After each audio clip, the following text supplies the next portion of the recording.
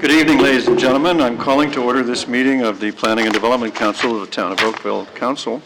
And Madam Clerk, I understand we have regrets from Councillor Duddick and Councillor Lapworth, and apparently from Councillor Knoll. And we'll go with that. Oh, nope, he just walked Nope, in. not regrets from Councillor Knoll. Just a puff of smoke arrival.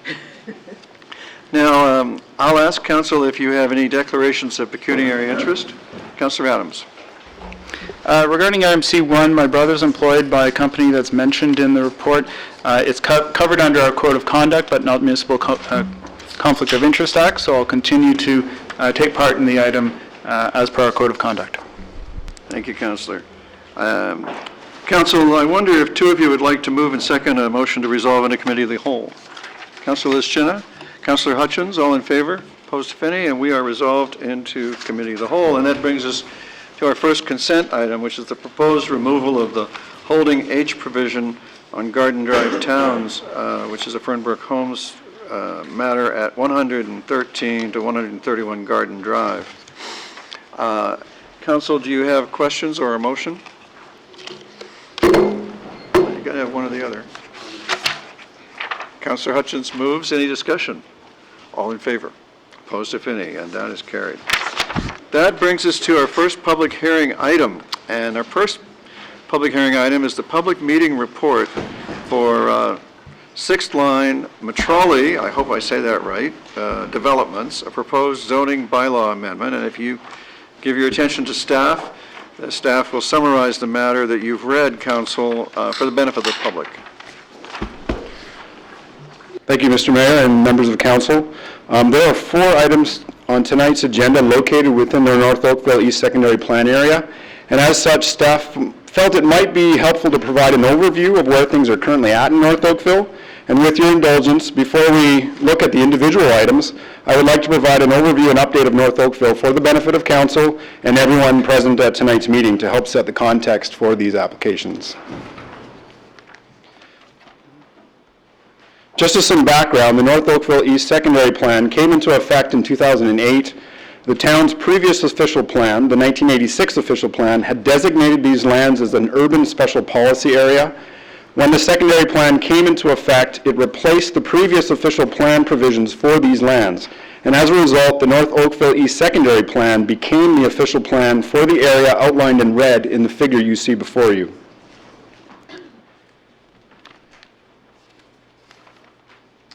The vision for North Oakville is outlined in the secondary plan and includes the following features. The character and pattern of the community will be significantly influenced by a planned natural heritage and open space system designed to protect the natural environment and contribute to the quality of life in North Oakville. The natural heritage system helps to create definable neighborhoods. The area is planned to be a compact, pedestrian-oriented urban community containing a broad range of housing opportunities, ranging from executive housing on large lots to high-rise apartment units. These neighborhoods will be known for their walkable streets and central nodes, which will include civic uses and may include a few small shops and services. A key component of the natural heritage and open space system will be the provision of an opportunity for residents and employees to use an extensive open space trail system. The community will be well served by an interconnected transit network, which will provide residents and employees opportunities for an attractive alternative travel mode within North Oakville and connections to the rest of the town, including the region and the greater Golden Horseshoe. Lastly, a business park is to be located along Highway 407 and provide a range of employment opportunities to the residents of Oakville, including prestige employment and office development at Trafalgar Road. And these jobs will help to create a live-work community. The land use plan from the secondary plan provides the framework for how all of these various uses in North Oakville will be laid out. The natural heritage and open space system is shown in green. Residential neighborhoods are in gray, Dundas and Trafalgar urban core areas are in blue, and the employment areas near the 407 are shown in yellow. This figure from the secondary plan shows the community or urban structure of North Oakville and identifies the various neighborhoods ranging from 1 to 14 in the pink dashed lines. The North Oakville East Master Plan is an appendix to the secondary plan, which graphically illustrates the design of North Oakville and how the policies are to be implemented. Individual development applications are reviewed for general conformity with this master plan.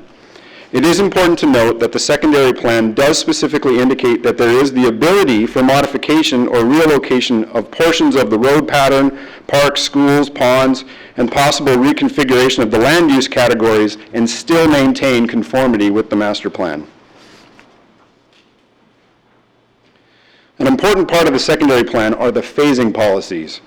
The phasing policies are intended to encourage development of employment lands at the same time as the residential, ensure development is contingent on the availability and efficient use of servicing, generally follow a logical sequence from south to north, ensure that adequate schools and health care facilities are provided in a timely manner, and proceed in a manner supportive of the early provision of transit services.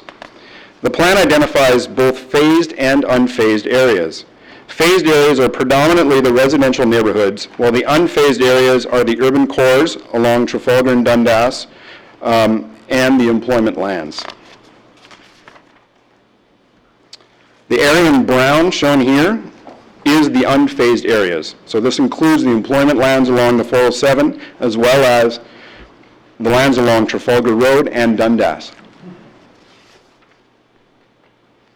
Phase 1 represents the residential neighborhoods at the far south along Dundas.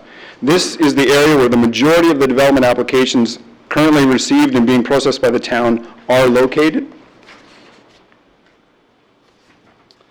Phase 2 lands are the residential areas north of the Phase 1 lands and south of Burnhamthorpe Road.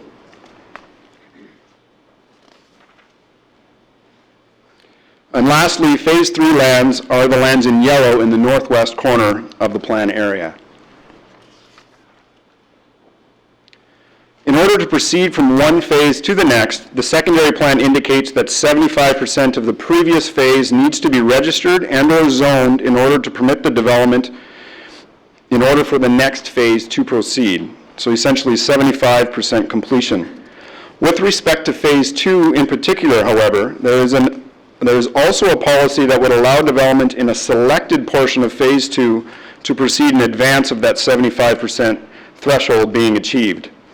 Since it was anticipated that market demand would likely lead to a desire to develop the residential neighborhoods first, this policy provides an incentive to develop employment lands and urban core lands at the same time. The policy is essentially this, that development in neighborhoods 8 and 9, or 6 and 7, or 9, 10, and 11 can proceed without reference to phasing policies if sufficient lands in the TUC designation and employment designation are draft approved, serviced, and capable of being registered. This is of particular importance this evening as one of the subdivisions being brought forward for your consideration falls into the neighborhood 8 and 9 box. And I will touch a bit more on this one later when we get to that item. What you see here are all the development applications that we have received to date.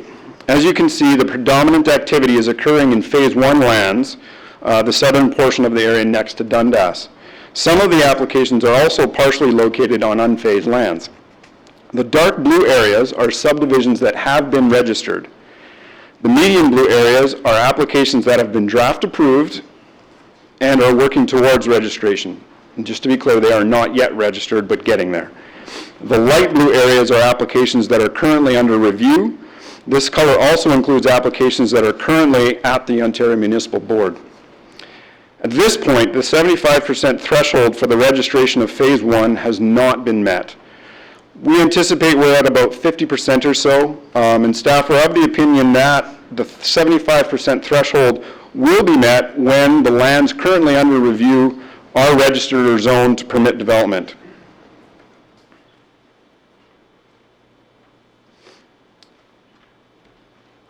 just to provide some context for tonight, I have highlighted in red the applications in North Oakville that will be up for discussion as part of tonight's agenda.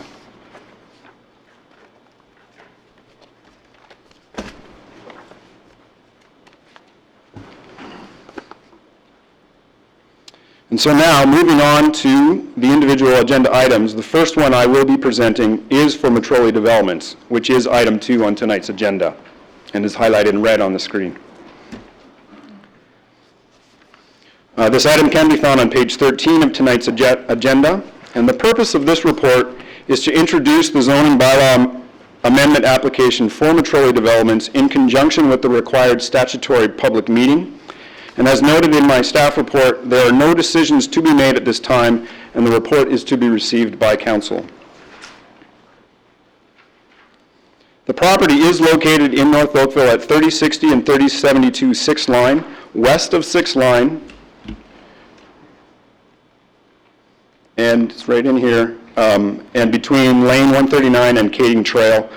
It has 131 meters of frontage along 6th Line and is approximately 0.8 hectares in size. The site is adjacent to existing townhouses and semi-detached dwellings on the north, west, and south. Lands across 6th Line to the east are being pre-serviced in accordance with the draft-approved subdivision known as 6th Line Corp. informally. The North Oakville East Secondary Plan designates the subject lands as neighborhood area, and the master plan identifies the lands as neighborhood center area. The neighborhood center area category is intended to accommodate a range of medium-density residential development, including permissions for limited commercial uses, although no commercial uses are included in this proposal. The subject property is zoned existing development, and like most lands in North Oakville, a zoning bylaw amendment is necessary to implement the proposal. The applicant is seeking site-specific neighborhood center zoning for the property to permit the development of a total of 109 townhouse units with one level of underground parking, as shown in the concept plan submitted in support of the application. 6 blocks of townhouse units are proposed, and I have taken the liberty to shade those in so that they are a little bit more visible. 4 blocks are proposed to contain 4 stories of stacked townhouse dwellings. This includes the 2 blocks at the bottom along 6th Line and the 2 smaller blocks up here. Those will be 4-story stacked.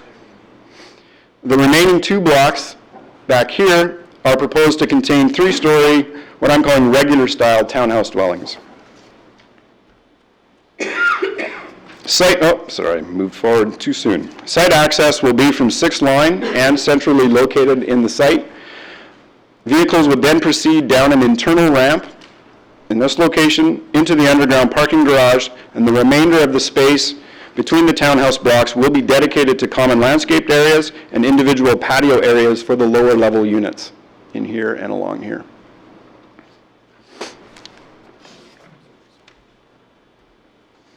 Here's an elevation showing one of the 4-story stacked townhouse blocks fronting onto 6th Line.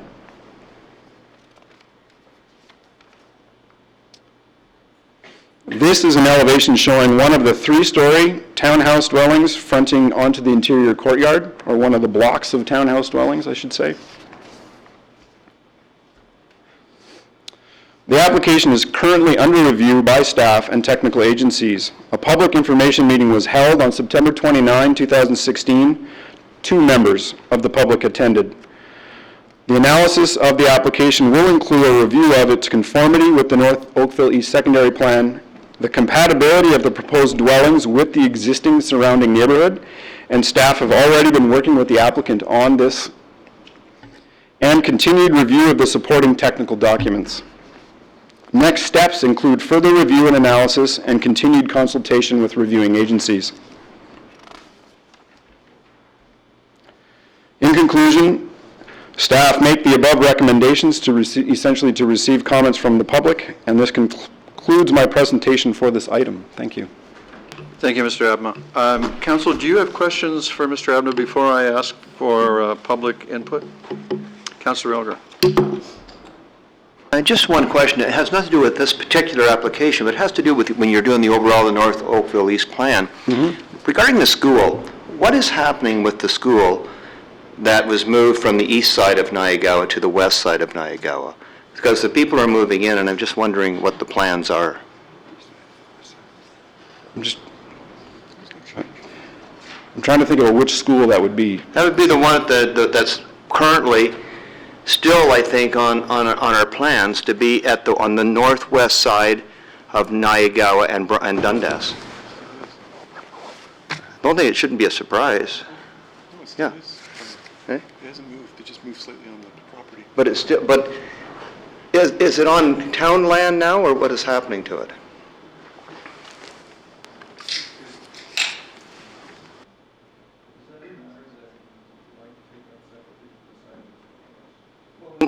What brought to my mind, I was trying to figure out where it was on his maps he was showing, and I couldn't see the school on it anymore.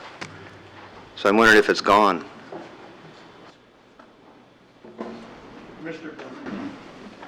I believe, through you, Mr. Mayor, to Councillor Elgar, I think you're referring to the high school by the public board. That high school is still located generally in the location that's been identified in the secondary plan. They have been in discussions with the property owners to the south in terms of identifying a specific site, but I think those discussions are still underway. It is still located generally at the northwest corner of Dundas and Nayagawa, though. Thank you. I couldn't see it on the map, that's all, when you were showing the different, where things were going. Thank you.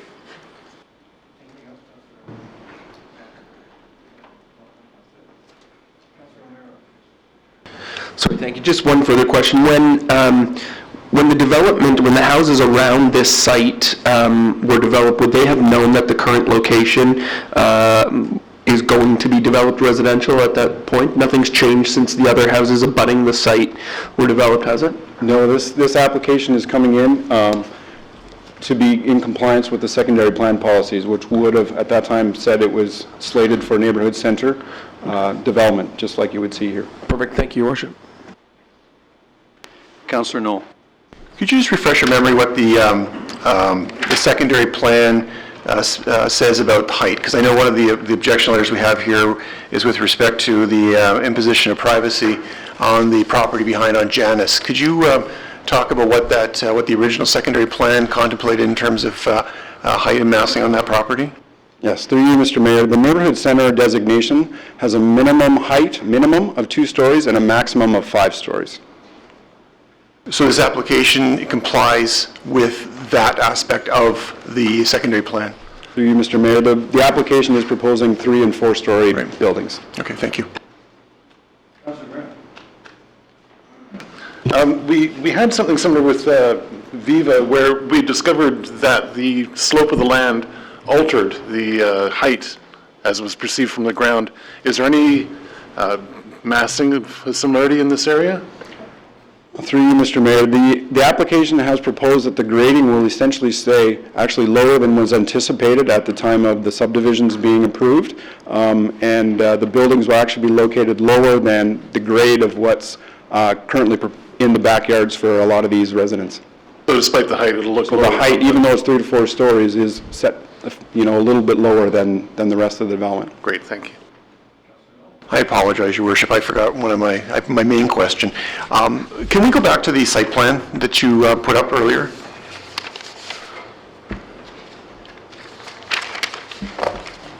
Yeah, give me a sec.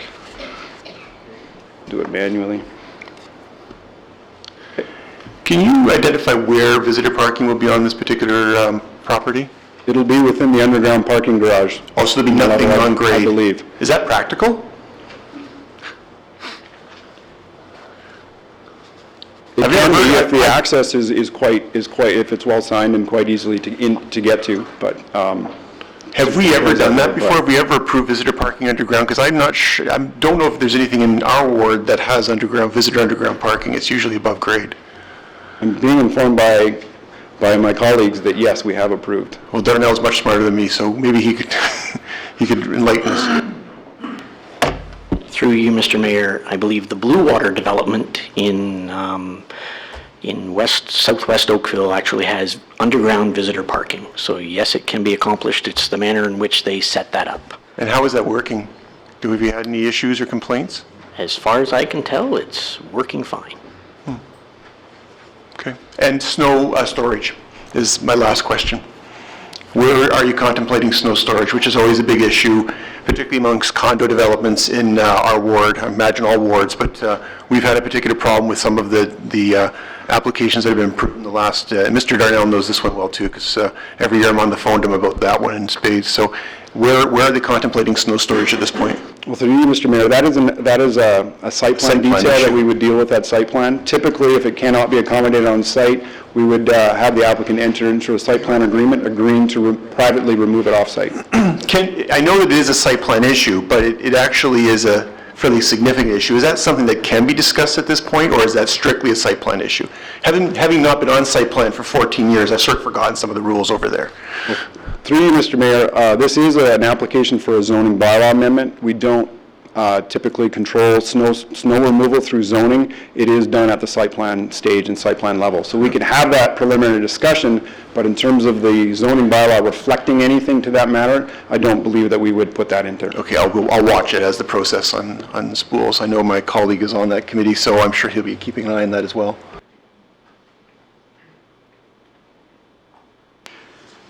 Well, thank you, Council. Madam Clerk, we have registered delegations on this matter. Would you call the registered delegations one by one? Our first delegation on this item is Yashir Zadani. Good evening, Mr. Zani. If you would come to the podium, and the more success you have at speaking into the mic, the better we'll hear you. Or perhaps I can shout to everybody can hear me now, right? Okay, how do I start? The timer has started now. Now it has, okay. The thing is that we've moved to a rural area thinking that it will remain as what we were seeing it when we purchased the property. Now we suddenly find that there's going to be a 4-storied building right behind us. I understand that the rules for the town say that you can even have 5 stories, but basically we think that it's quite unfair, especially because on 3 sides of that place you've got 2-story buildings which are townhouses. If they had been building townhouses over there, we wouldn't really have had any objection to it. But now it feels that the whole locale will change, and having 109 apartments with 134 parking spaces, where we already have problems in parking on Janice and Catling, because in Catling you can't park. On Janice there are hardly, I think, 7 or 8 roadside parking spaces. My son has been fined 3 times already for having parked overnight over there. And I'm sure other residents have had this problem with visitors also, stuff like that. So it makes life more difficult. Now if you have 109 apartments on one side, only 134 parking spaces, it is going to give problems as far as all the residents are concerned. Yes, we can say that this is going to be a neighborhood area where people will be walking. It doesn't happen in this part of the town. This is not downtown. Okay. Maybe after 15 years, perhaps, but 15 years is a very long time. For town planning, perhaps not, but for residents, it certainly is. And essentially, I took a video right now. When I looked out of my window, I could see up to the area at the back, preserve, etc., which is being developed. I'll have a wall practically in front of me, let's say, at a distance of 30 feet. Okay. There'll be no sunlight. The sun comes out from that side. Right now, I can sit in my dining room, and the sun is shining till about 11, 12 in the morning. It won't shine like that. It will perhaps come up, well, from the room itself, I won't be able to see the sun at all. Okay. It feels pretty harsh. Basically, this is all that I need to submit. Okay. And I have your letter here, council has your letter here, and you, I take it you reiterate everything in the letter, some of which you've just said. Yes. Okay. Are there questions for the gentleman? Councillor Grant. So when you purchased the property, were you led to believe by the salespeople that would be an open space behind you? No, nobody said that this is going to be an open space. Everybody said that at the moment, this is a one-story house on one side, 1.5 story on one side. We don't know what's going to happen. There was nothing in the plan. We also looked at the Oakville town, the website also. Yes, we did not really investigate whether the neighborhood would mean up to a 5-story building. Okay, but you know, as a common man, people don't really investigate that much. So, and nobody gave us a misrepresentation that there is going to be nothing over there. Okay. But we were imagining that if something comes up, it's going to be something like townhouses. And we don't have any objection to that. But having 3 to 4 story stacked houses, it basically means that, you know, I'll be looking up like this if I want to see the sun, or I don't want to see the sun, I want to see the sky. Okay.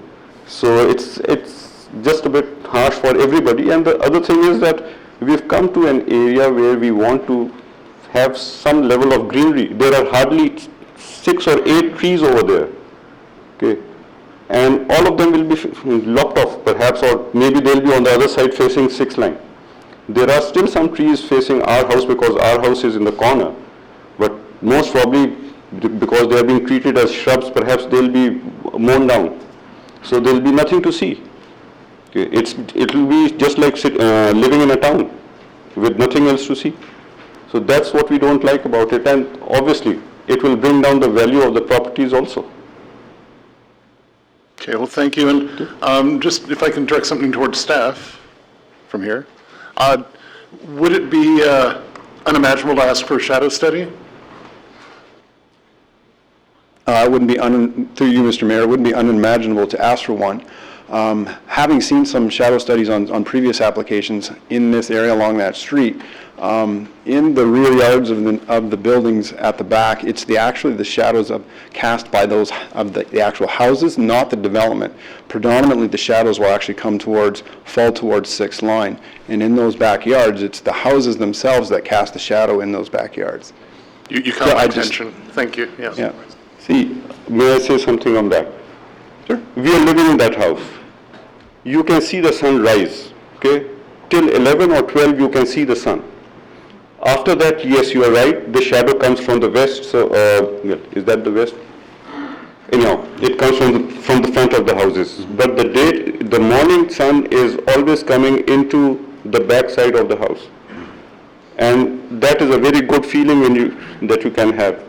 After that, people go off to their offices, etc. It doesn't really matter. By the time you come back, it's evening already. The children will not be able to play in the backyards. It's as simple as that.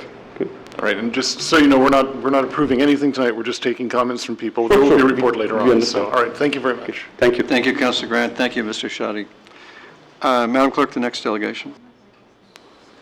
The next delegation speaking to this item is Shweta Chandra. Hi, my name is Shweta Chadha, and I just moved to Oakville 2 years back, thinking it will be more greenery and peaceful town. I'm enjoying it, but suddenly I came to know a 4-story building is coming right behind my backyard, behind my house. I don't know what to say, but it won't be a pretty scene to see in early morning. And I'm also facing difficulties parking on the road right now. I'm not sure what will happen when the construction will start. And yeah, these are my main concerns. And it's a more lighted house when I moved in, but after the construction, because it's a corner house, the light will be less, I guess. Yeah. All right, thank you for that information. Are there questions, Council? Councillor Knoll. Thank you for delegation. Do you live on Janice Drive? Janice Drive. How many parking spaces do you have in your property? On one in the garage and one outside. So 2 spaces. 2 spaces, but like, on weekend if we want to take out 2 cars, right, it's really hard because it's a semi-detached house. So you take out 1 car on the road, and then you take out another car from the garage, and then you park it, and if the friends are coming, then also you have to save the spot for them before planning the dinner. So is there no visitor parking on your street on weekends? Is that what you're No, suggesting? there is, but it's always full on weekends. Right. Everyone is parking the car outside. Okay, thank you. Thank you very much for information. Madam Clerk? Next delegation is Wasim Lark. Good evening, sir. Welcome. Council looks forward to your information. I'm Wasim Larik, and I live on the Janice Drive as well. Just behind, I see that four-story building, so that is a concern, as mentioned by Asher and Shweta, that we are okay if there was a townhouse or anything which is acceptable, which is not going to significantly impact our life, what we are enjoying right now, right? Because there is open space behind. These are not very deep lots. So just next to your balcony or your backyard, four-story building is going to harm. Secondly, the thing that wasn't mentioned is school. My daughter goes to school. What she says that last year it was a kitchen. Now my class is a kitchen, right? Because they have converted a kitchen to a classroom because they cannot accommodate so much population that is coming in that area. So starting a new thing with such four-story building is a concern, and I would like to reiterate what two other participants have said. That's it. Thank you for your information. Are there questions for the gentleman? Thank you, sir. Oh, sorry. Councillor Chisholm. Got to look left, I guess. This may be a question of staff. What's the setback are we looking at from this new development to the existing? It's the, so you're talking the rear yard setback is what's proposed, is the minimum rear yard setback required by the NC zone, which I believe is 6 meters. Okay, thank you. Thank you very much, sir. Mr. Abna, further to that last question, the schematic you've got up here, it's hard to tell, but is the rear setback in the proposal the same, more or less, than the rear setbacks of the existing? I don't know the exact setback of the development on the back, but from my look at it and review of it, it is pretty much equivalent to that one. Thank you.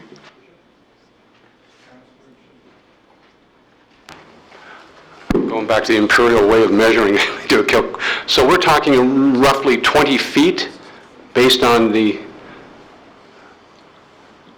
Through you, Mr. Mayor, you're testing my conversion skills, but the answer is yes, my colleagues informed me. So 20 feet from the setback to a four-story. It'll be 3 stories on the one side and 4 stories on the other side, yeah. But the setbacks are different in both blocks? The setbacks are pretty equivalent along the rear of 6 meters for all of the blocks, and then they actually exceed the minimum side yard requirements along the side facing this development. So really the issue is not the side setbacks, it's the backyard setbacks, correct? Correct. Okay. Just to be clear, the applicant is not proposing a site-specific variation to the standard zoning for this property. Okay, thank you. Councilor O'Meara. Fair enough. Thank you, Worship. Yeah, just a question on that. Will it be fenced in around the property?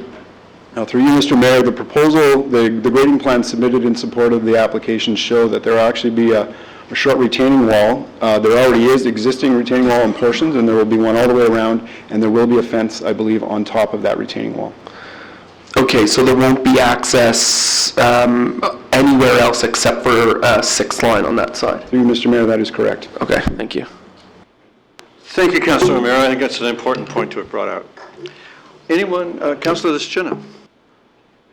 My question's back to the parking. You had indicated that there would be an extra 30 spaces, so is that currently dedication of one parking spot per unit, even the 4-story units?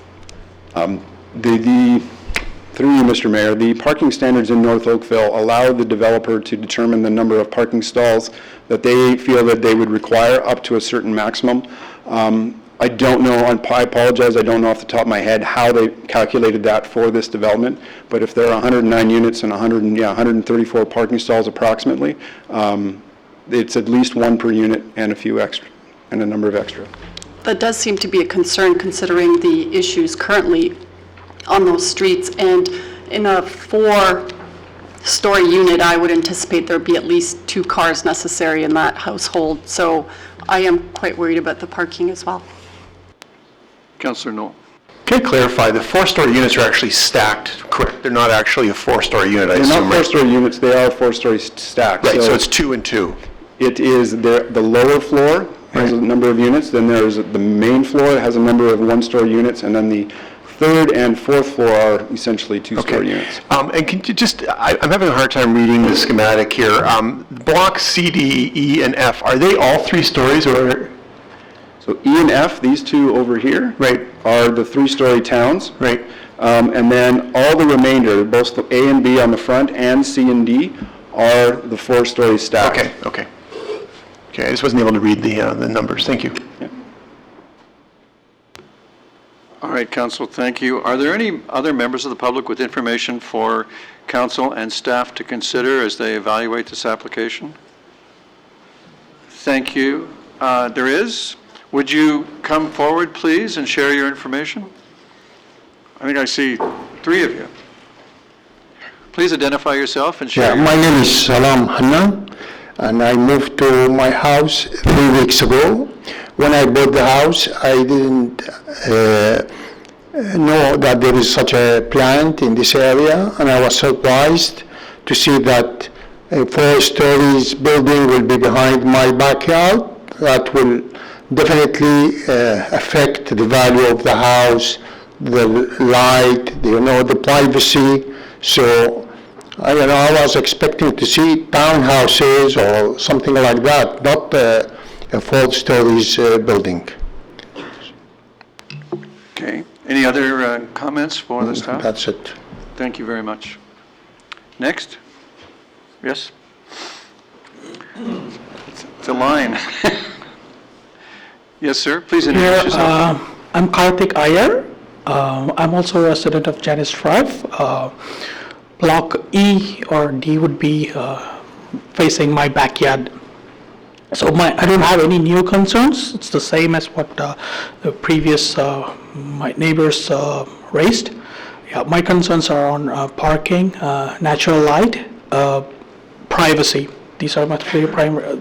And I agree that we already have a parking problem. If we have any extra person visiting us, we have to reserve a spot in advance to be able to park there. So we're worried that the situation may get worse. So I have no new additional concerns.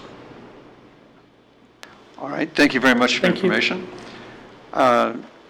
Yes, sir. I think you're next. Also, take a number. My name is Paulo Pivetta. I'm with Global Architect. We are the architects for the development. Just like to clarify a few items. Blocks A, B, C, and D are actually 3.5 stories in height. The lower floor unit is actually half a level below grade. This is to keep it within a certain classification in the building code. So those 4 blocks are 3.5 stories above grade. Blocks E and F are 3 stories above grade. The blocks E and F are actually stepped in the back, so we actually have a 2-story portion. Then we step back with a 3-story bit at the front, facing the east side of the blocks. So it's actually 2 stories facing the west for about 20 feet back. In terms of parking, we have provided 1 space per unit, except for blocks E and F, because those are considered townhouses. They actually have 2 spaces allocated in the underground. And we also do provide 12 visitor parking spaces. This is, in the NC zoning classification, there is no requirement for visitor parking, but we are providing 12 spots in terms of the parking. In terms of landscaping, the site plan here doesn't quite show the landscaping treatment, but we do have considerable landscaping along the west, south property boundaries, trees and assorted shrubs. Thank you for your information, sir. Oh, wait, you have questions. Councillor Grant? Thank you. So we heard there's a retaining wall, there's going to be a wall on top of that. We're talking about the plantings. That's an addition, that's going to be? That's an addition. So the retaining wall is actually, retaining wall is a gap kind of just behind blocks E and F that has no retaining wall. We are installing a retaining wall along that portion because of the grade differential that we have. Right.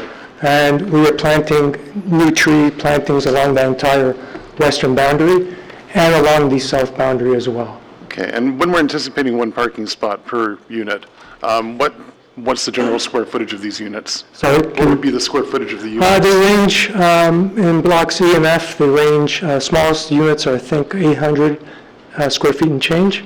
The larger two-story units, which are the third and fourth floor, or fourth level, third and fourth level, those are about, I think, 1,100.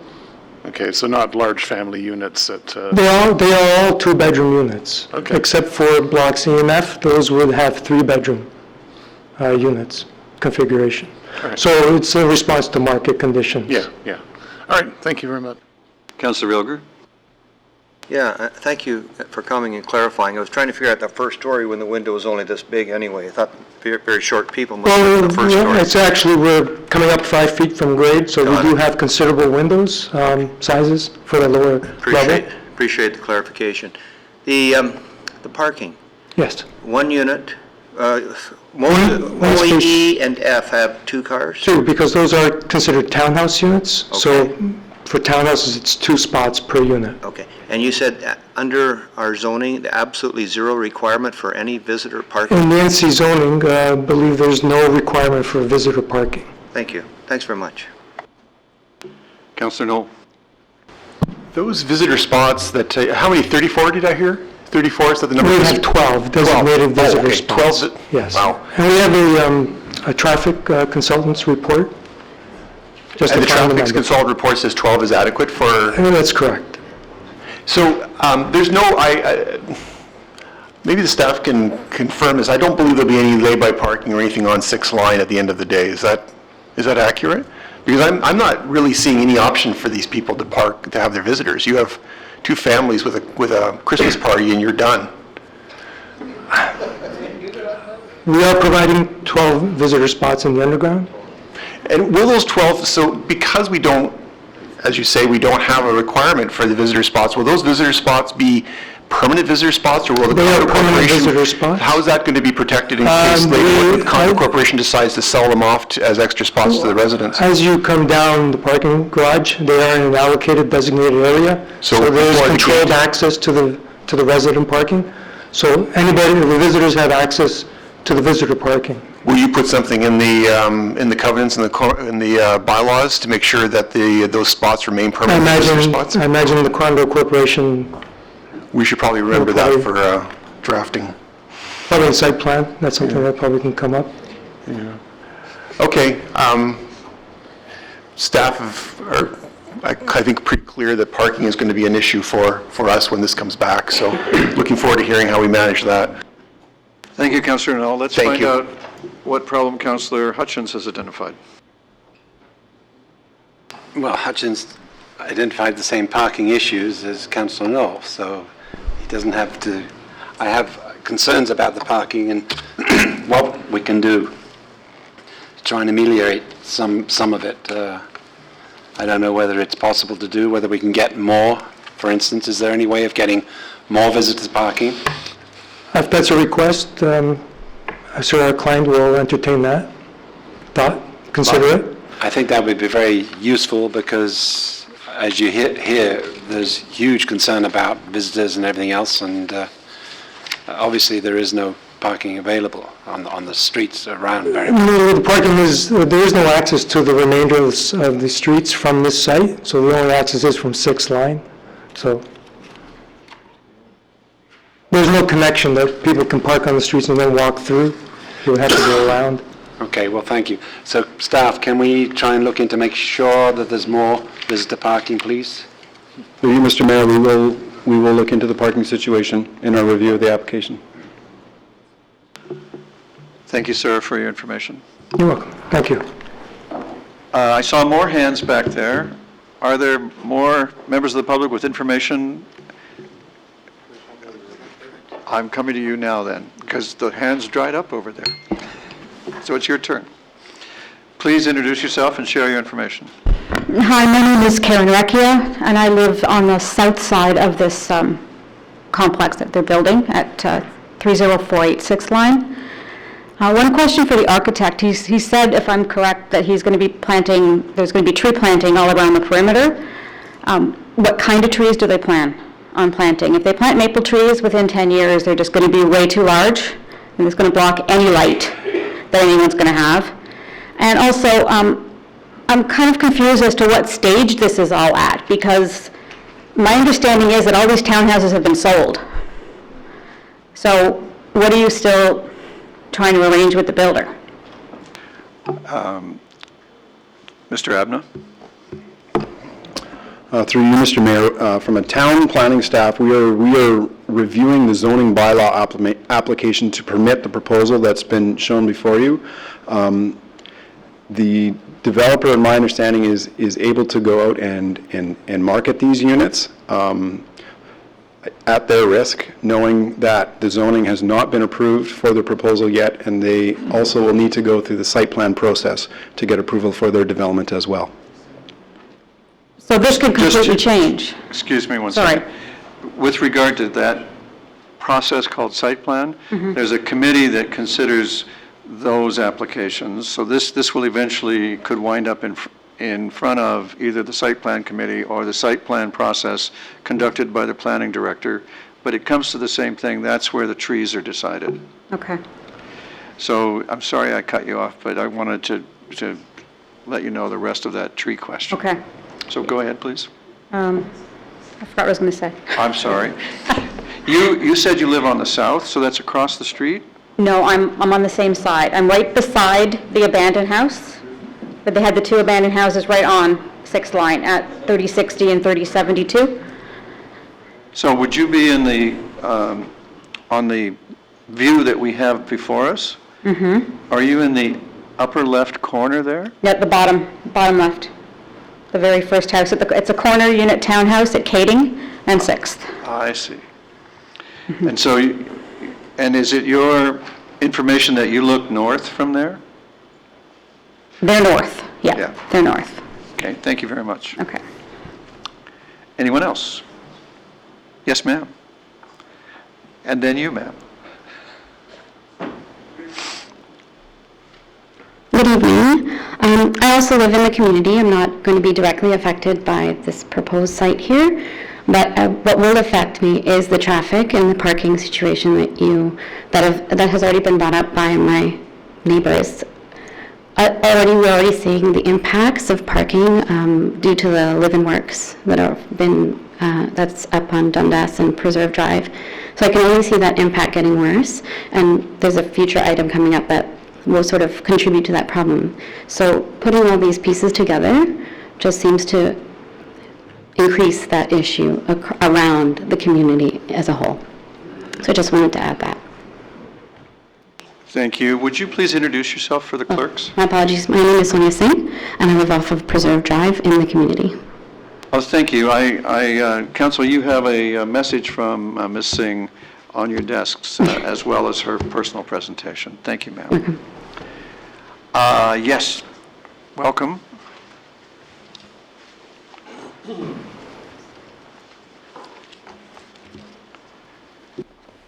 Hi, my name is Fariha, and when I bought this house last year, the main reason for buying this house was that I would have a clear view, and I really get, it's claustrophobic for me if there's something behind.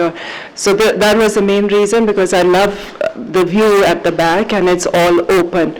So now, at that point, there was no, I don't think there was any proposal for zoning change or anything. And when I moved in a few months after that, I got this letter that there will be rezoning of this place. So that's my main concern, besides the other concerns that the other people have said about. All right, thank you for your information. Thank you. Anyone else? Well then, council, we might be ready for a motion to receive the information from the public as printed in the agenda. Councillor Knoll, Councillor O'Meara? My Councillor O'Meara, apologies, you have Your the floor. Sorry, I just have a question to staff. I'm actually, I'm wondering why we wouldn't have any policies outlining visitor parking in terms of these types of developments. Through you, Mr. Mayor, I can take an educated guess as to, I wasn't around when the North Oakville secondary plan was put in place. I don't think guessing is of any use in a public hearing. Fair enough. So then I would defer to my wonderful cast of colleagues to see if they have any Maybe they can cover information it. to share. Councillor, how about they cover it in their report? Sure, that would do. Sure, that's fine. Thank you. All right. May I put the vote? All in favor? Opposed, if any? The motion is adopted as printed in the agenda. All right. The next public hearing item is the public meeting and recommendation report for the draft plan of subdivision and zoning bylaw for Mattamy. And I'm going to turn again to Mr. Abma. Yes, thank you, Mr. Mayor. Item 3 of tonight's agenda is for a plan of subdivision and zoning bylaw amendment for Petgore Mattamy Phase 2, which is in the area highlighted in red on the map up again. This item can be found on page 29 of tonight's agenda. The purpose of this presentation is twofold.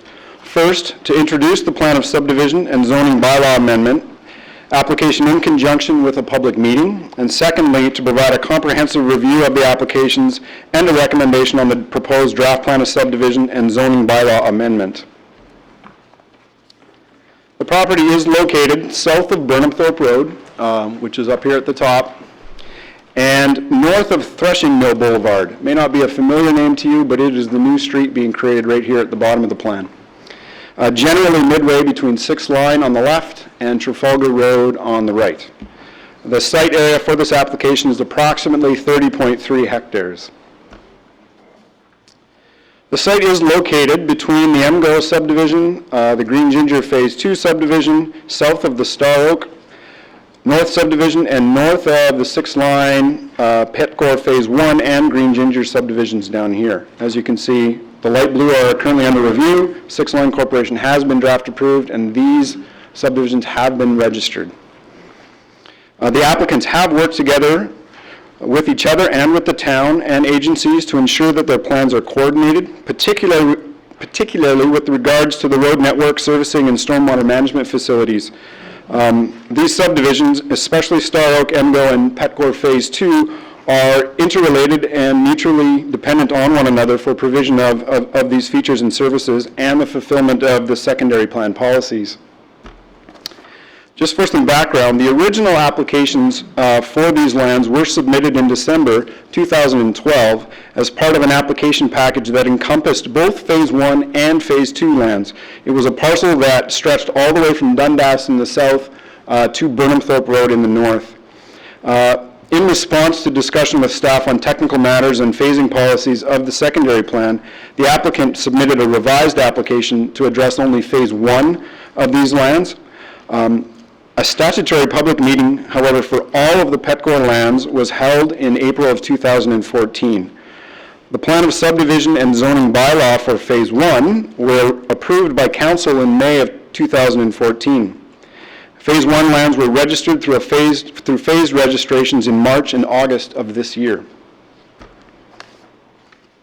A revised application for Phase 2 lands was submitted in December 2015 and again revised in August 2016 this year.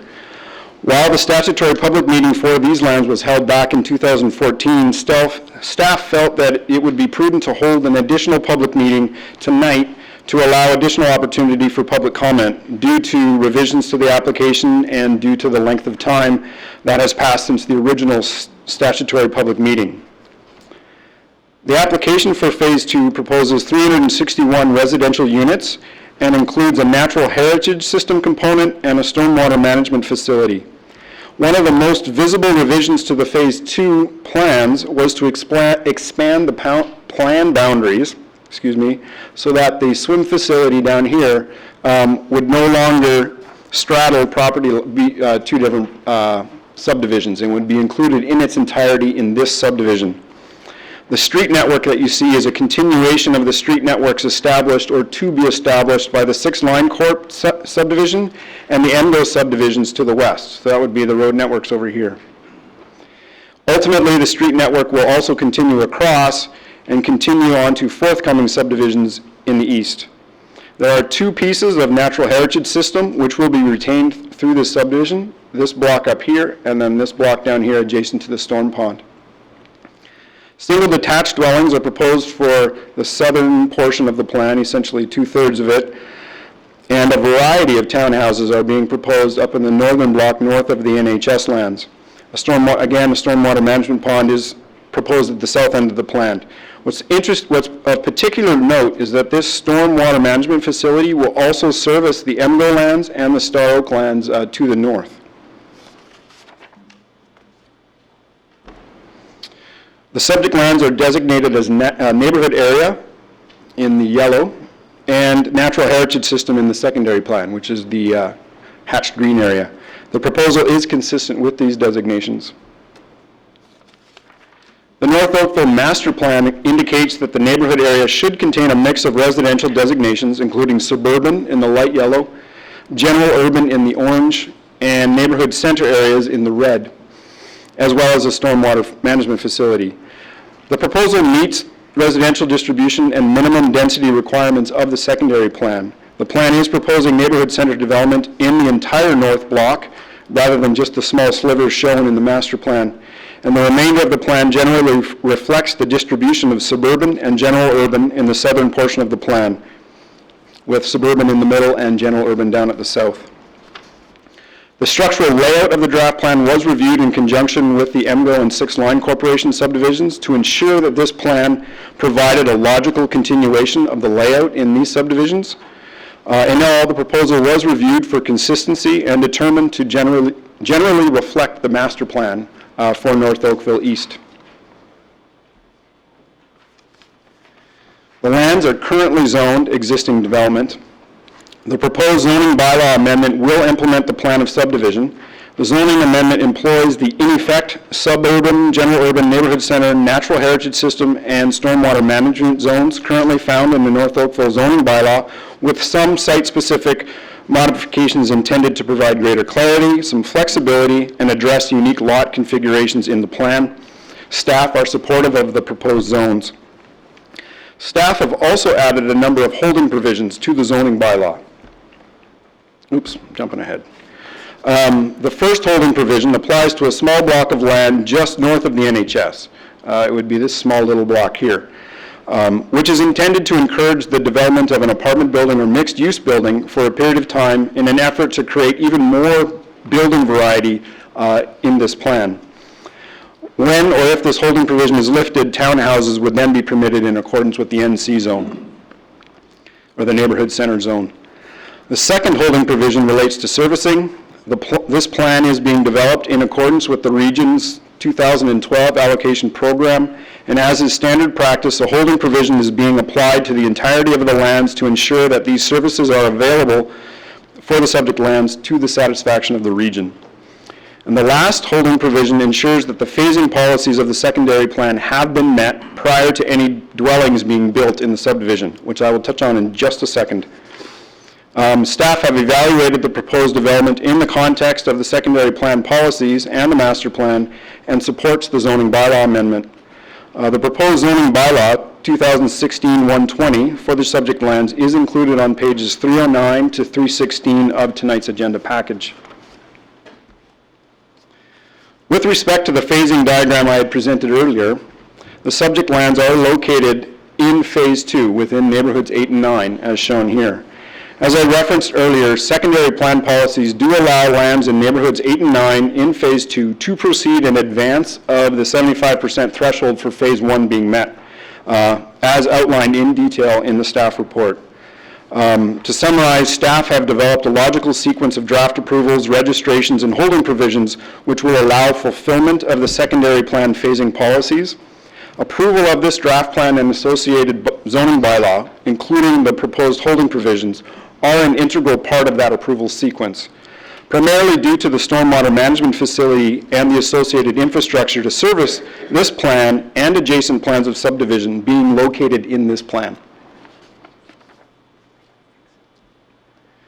In summary, staff have determined that the proposal is consistent with the secondary plan and its master plan, that the plan has been and is being coordinated with adjacent subdivisions, which are all intricately linked together, that servicing will be provided in accordance with the 2012 Regional Allocation Program, and that the proposed holding provisions will facilitate the necessary approvals needed to achieve fulfillment of the secondary plan phasing policies.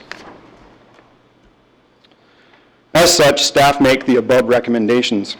Essentially, if I can sum these up, is that any comments from the public be received and addressed, that the draft plan of subdivision and zoning bylaw amendment be approved, that the Director of Planning Services be authorized to grant draft approval subject to the conditions included in the appendix of the staff report, and that the town enter into a subdivision agreement at the appropriate time for this subdivision.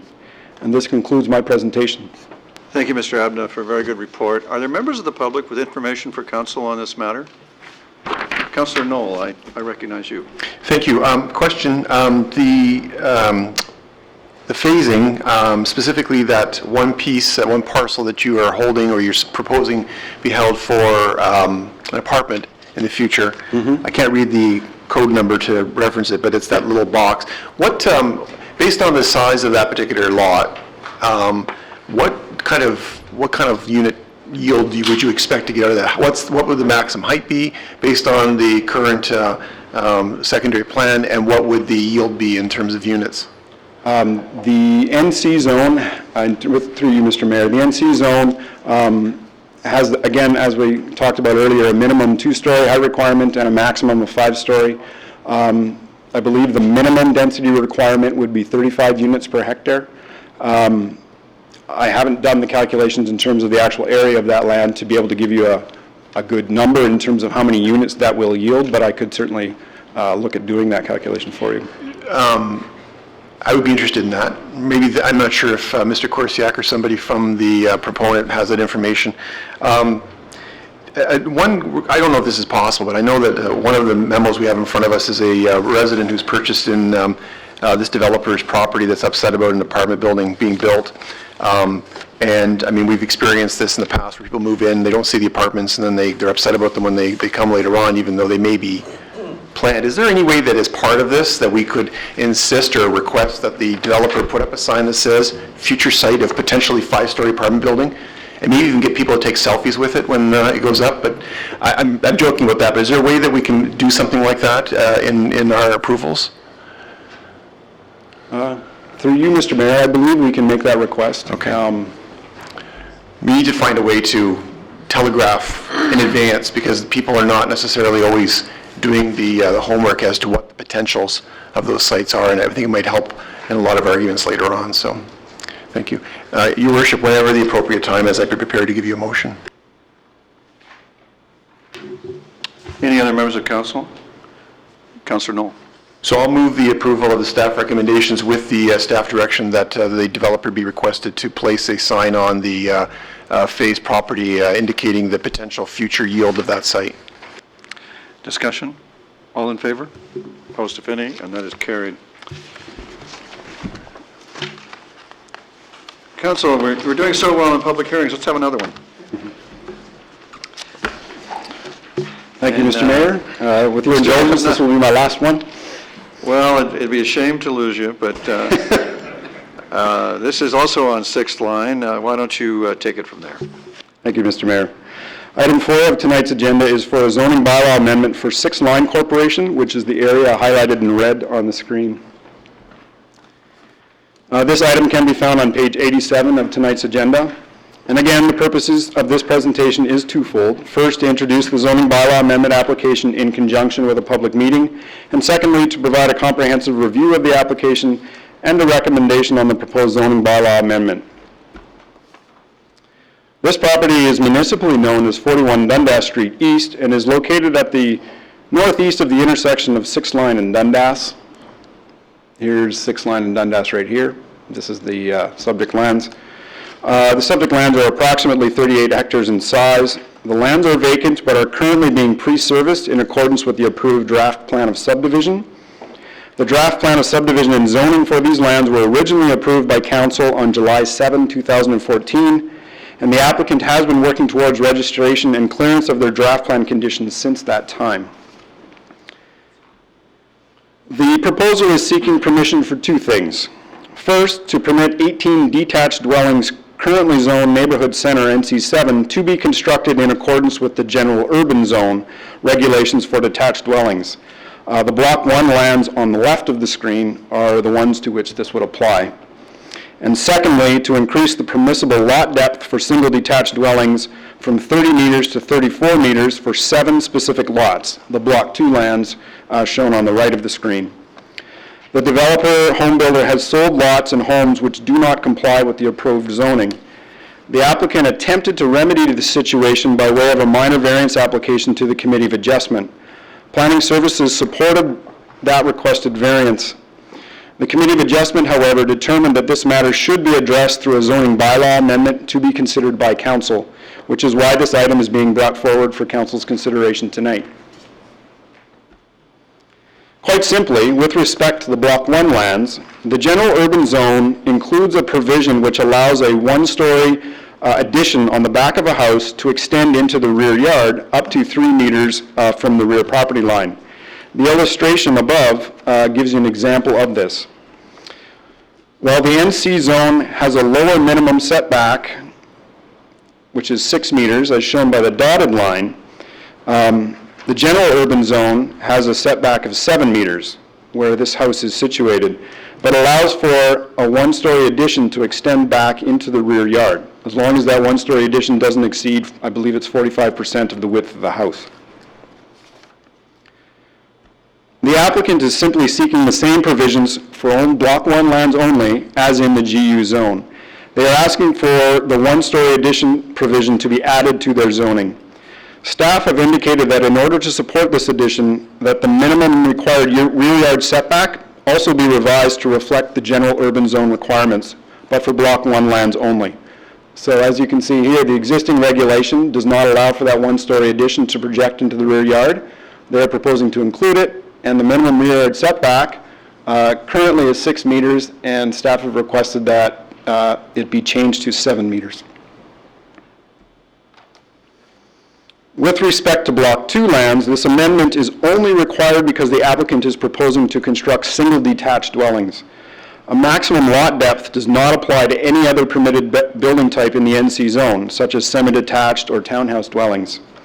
The applicant is requesting that the minimum lot depth requirement be increased by 4 meters, from 30 to 34. This does not mean that all the lots in Block 2 will be increased by that amount. Some of the lots are only going to be a meter or less greater than 30 meters. Staff have requested that, similar to Block 1 lands, the minimum rear yard setback be increased from 6 to 7 to help ensure that the dwellings will not be set back from the public street any further than they would have otherwise been on a lot with a 30-meter depth. With the staff recommended revision, staff have no concerns with the requested amendment.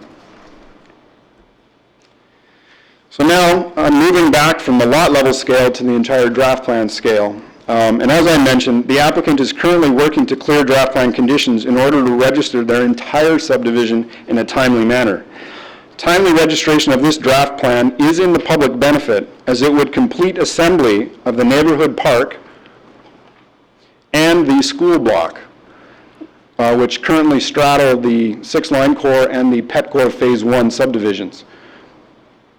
When 6-line core registers, the entire park block would be able to come to the town, and the entire school block would be available to the school board. Since this zoning amendment is coming forward, it allows staff the opportunity to implement 2 holding provisions completely unrelated to the above amendments, which would allow staff the ability to permit registration of the subdivision in its entirety. The first holding provision, H15, relates to interim floodline mapping condition that will be resolved when development of lands on the opposite side of 6 line are approved. The holding provision will simply prevent development in this small area until the ultimate floodline mapping is completed to the satisfaction of Conservation Halton. The area to which the second holding provision, H16, would be applied is the area you see here. West Morrison Creek is currently aligned through a temporary alignment within this NHS block. Similarly, a temporary erosion and sediment control pond currently exists on the site as an interim measure during grading and construction of the subdivision. The interim pond outlet, and channel are capable of supporting a limited number of units to be constructed under the existing conditions. The effect of this holding provision would restrict development to the areas in white outside of the holding provision boundary until such time that the ultimate channel, pond, and pond outlet are constructed, stabilized, and certified to the satisfaction of the town and CH. In conjunction with the existing holding provisions on site, which are related to phasing and servicing, similar to what we discussed for Petcor Phase 2 previously, will provide staff with the ability to permit registration of the entire plan of subdivision while still maintaining the requirements of Conservation Halton and the town and the region. In conclusion, staff recommend that the application be approved, the zoning bylaw amendment be passed, and that any comments from the public be received and appropriately addressed. This concludes my presentation. Thank you once again, Mr. Abna. Are there members of the public with information on this file for council? Council, do you have questions? Councilor O'Meara. Thank you. Can you just zip back to the Lot 2 slide in terms of the depth? So just so I'm on the right track here. So is the issue that they went and took a risk and pre-sold these units with the wrong setbacks and now they're asking for different setbacks? Is that a correct summation? When this, through you, Mr. Mayor, when this plan of subdivision was approved, it was designated for neighborhood center uses. That can include anything from single detached to townhouses to semi-detached, and it's only the single detached dwellings that require the minimum lot depth. So when this was draft approved, it was anticipated that NC development could occur without the amendment that's being requested. It's because it was the single detached dwellings, which are permitted in the NC zone, that were being proposed on these specific lots. Due to the configuration of the draft plan, those lots are slightly larger than the 30 meters. If they had been, just to be clear, if they had been developed with semi-detached or townhouse dwellings, this amendment would not be required. Okay, so I'm trying to figure out which came first. So they couldn't just change those then later on when they found out they made a problem because they already, where did the pre-selling element come into this that you explained in the presentation? The pre-selling, a developer, through you, Mr. Mayor, a developer is permitted to market and sell units after draft plan approval. So at the time of draft plan approval, these lots complied with that use at that point as determined by staff, and they still do. It's when they went to market them and design the houses that it was determined that they realized when they went for building permit review that the zoning did not comply because they were single detached, is my understanding of how it went. Because that's, I mean, we just heard that in the first presentation. We hear that all the time, the pre-selling of marketing, and they're assuming risk, and this is part of the risk that they assume, and then here we are, they've assumed that risk, and now they're asking us to try and mitigate that risk for them, and I think that, they're kind of having it both ways. So I just wanted to try and be clear in my mind what it was and the reasons why that this portion of all that's up there is where it is. So thank you, Mr. Mayor. Thank you, Councillor. Mr. Abna, is there any harm or prejudice to anybody as a result of the proposed change with regard that you're showing on the screen right now? No, I do not believe so. Has there been any objection from the public? No, there has not. Thank you very much for the extra information. Councillor Grant. Well, you kind of stole my questions, but anyways, well, good to know that. To Councillor O'Meara, and actually maybe it might be good if we can get staff to come back to us at some point about pre-sales. I recently found out that a friend has a balloon payment coming up for a condo in Burlington that's possibly one of the most controversial ones they have right now, and is in the middle of a fight, and yet they're still buying apparently the promise of something that could happen, which is disturbing. Nevertheless, though, I'm glad that there's no controversy on this issue, and I'll move the staff recommendation. Thank you, Councillor Grant. Is there discussion? All in favor? Opposed, if any, and that carries. Thank you, everyone. Mr. Adma, thank you for your stalwart service. We turn the night watch over to Mr. Barrett. Mr. Barrett, you're going to take us to 2420 Barronwood Drive, I take it, and we will await your summary of the application. Thank you, Mr. Mayor and members of council. The report before you today is a public meeting and recommendation report. The subject zoning bylaw amendment would essentially recognize the development as one lot for zoning purposes to allow a plan of condominium to be registered in 2 phases. The report can be found on page 105 to 112 of tonight's agenda. The property is located on the east side of Kelsa Gate, south of Pine Glen Road, within Palermo Village, and is municipally known as 2420 Barronwood Drive. The development consists of a 166-unit stacked townhouse development for which council approved a zoning bylaw amendment in October of 2012. Conditional site plan approval was granted in November of 2013, and draft plan of condominium approval was granted on March 9th, 2015. As the owner intends to register the condominium in 2 phases, a zoning bylaw amendment is required to recognize the development as one lot for zoning purposes to allow the plan of condominium to be registered in 2 phases as shown on the screen.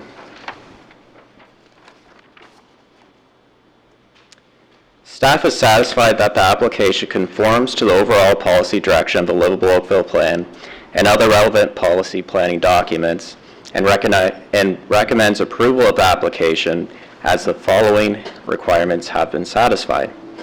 The development has been subject to a detailed development planning process with public participation and council approval where conformance with the Livable Oakville Plan and the Streetscape Plan policies were provided, zoning performance standards to implement the aforementioned policies enacted, and more detailed site plan technical matters fully addressed. The amendment is proposed to recognize the development as one lot simply for zoning purposes to allow the plan of condominium to be registered in 2 phases. The registration of the plan of condominium is necessary to provide shared ownership and maintenance of the internal site servicing and amenity elements, and is appropriately for the orderly development of the lands. So in conclusion, Your Worship, staff put forth the following recommendation for your consideration. Thank you. Thank you, Mr. Barrett. Are there members of the public with information for council on this file this evening? Councillor Elgar, did you have a question? I have an email from a resident, Rose DeVito, who couldn't be here tonight, and her question was, is the town creating other alternate routes to get to Bronte Road or Pine Glen without having to use Barronwood?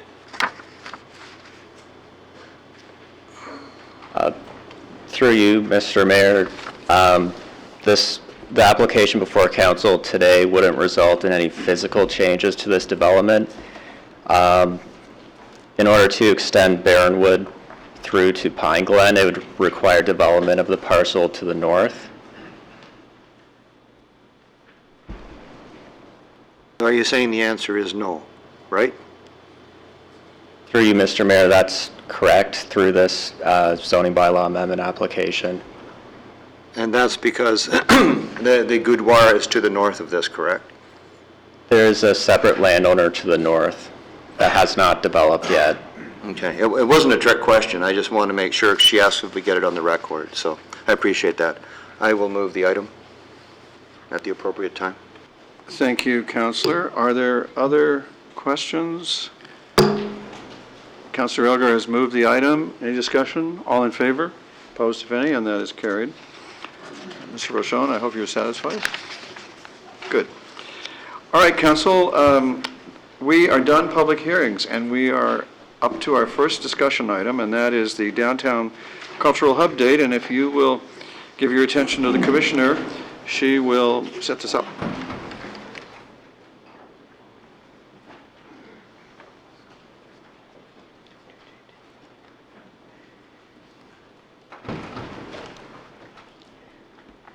Mayor and members of council, I'm going to present to you the Downtown Cultural Hub report that's included on page 119 of your agenda. It is item 6A. There is also an item number 6, that is a report from the mayor. The two reports actually could be read together. The report on the Downtown Cultural Hub that is on page 119 provides a direction in terms of where we can go on the Cultural Hub in context of Council's previous direction that we heard in October of 2015. So you'll see here on this slide, it's the direction that staff had received from Council when we brought forward the Downtown Cultural Hub. There were 3 items that Council was looking for us to do, and one was go out and find what is the public opinion throughout the community about the Downtown Cultural Hub and all of its elements. And you'll hear a presentation later on from Craig Warden from Polera, who on the results of that study that has come back, or that survey. The second item that you'd asked us to look at was to bring back to you some early feedback that we had heard on the growth area review of the downtown plan to see what opportunities there were for increased level of development within the downtown. And the third item was to bring back a program for the potential private sector development, or the market sounding that we had talked about, and what that would consist of as we move forward. So that was back in October of 2015. We also went out, as all of you will recall, and got some additional feedback from each of you to try to understand and better articulate what was going to be included in the survey. And what we heard from you through those meetings was you wanted to understand what type of support for the Downtown Cultural Hub and how widespread it was throughout the town. You wanted the survey to be able to articulate what type of models. Remember, we had looked at a centralized model or a dispersed or district model throughout the downtown. You wanted some feedback in terms of how the public felt about that, and what should be some of the funding sources, and also the interest in selling the public lands. So that was the additional feedback we heard from you that helped inform the survey. And then again in March of 2016, we did hear from you as well. There was a resolution that you had passed that dealt specifically with Centennial Square, and that resolution indicated the council was not supportive of that being as part of private development, but that block of land should remain in public ownership. That had been considered through the Cultural Hub study to accommodate some level of private development on the upper floors within that section, and this direction certainly impacted or more informed the Cultural Hub as we move forward. So moving to the results of those 3 aspects that you had asked for in October. So this is a quick summary of some of the key findings that we had. The residents were actually very supportive of culture and the downtown. They see the downtown certainly as a big part in the livability of Oakville itself and the cultural features that are there. There was support for the cultural facilities, and that was consistent throughout all the wards. You see very little differentiation between the wards in terms of the level of support for the cultural elements. The Downtown Cultural Hub was supported, but the strongest thing we heard, not only in the survey but through all the consultation, was the riverfront park and the outdoor space. The festival space was also something that was clearly supported throughout the survey, in the survey results, but also through the public consultation. There was a preference for a renovated or centralized model that was expressed through the survey. Cost and sources of funding were certainly a concern, and as I said, Craig Warden will highlight the results in a little more detail when I'm finished, so I'll introduce him in just a moment. So in terms of the downtown growth area review, we have held a public meeting. There was a public meeting held in November of 2015, and then a more recent one in April of 2016. What we heard at those meetings was an openness to consider heights in specific areas in the downtown. It wasn't a general concurrence that height overall could be increased, but in specific areas, mostly on the perimeter, there could be a consideration for that. So both the post office site and the fire hall site, which are the town-owned portions that would be considered as part of the cultural hub, there was support for increased heights on those. But certainly the feel of the downtown, the heritage components of it needed to be maintained. And we will be going back out to the public on 2017. I think perhaps there was a little bit of an exhaustion from the public with all the consultation that had happened. We didn't have a lot of people out for those consultations, so we're going back out in 2017 to really get a better understanding, so we can report further through the Livable Oakville Subcommittee on those inputs that we hear, and then through to Council.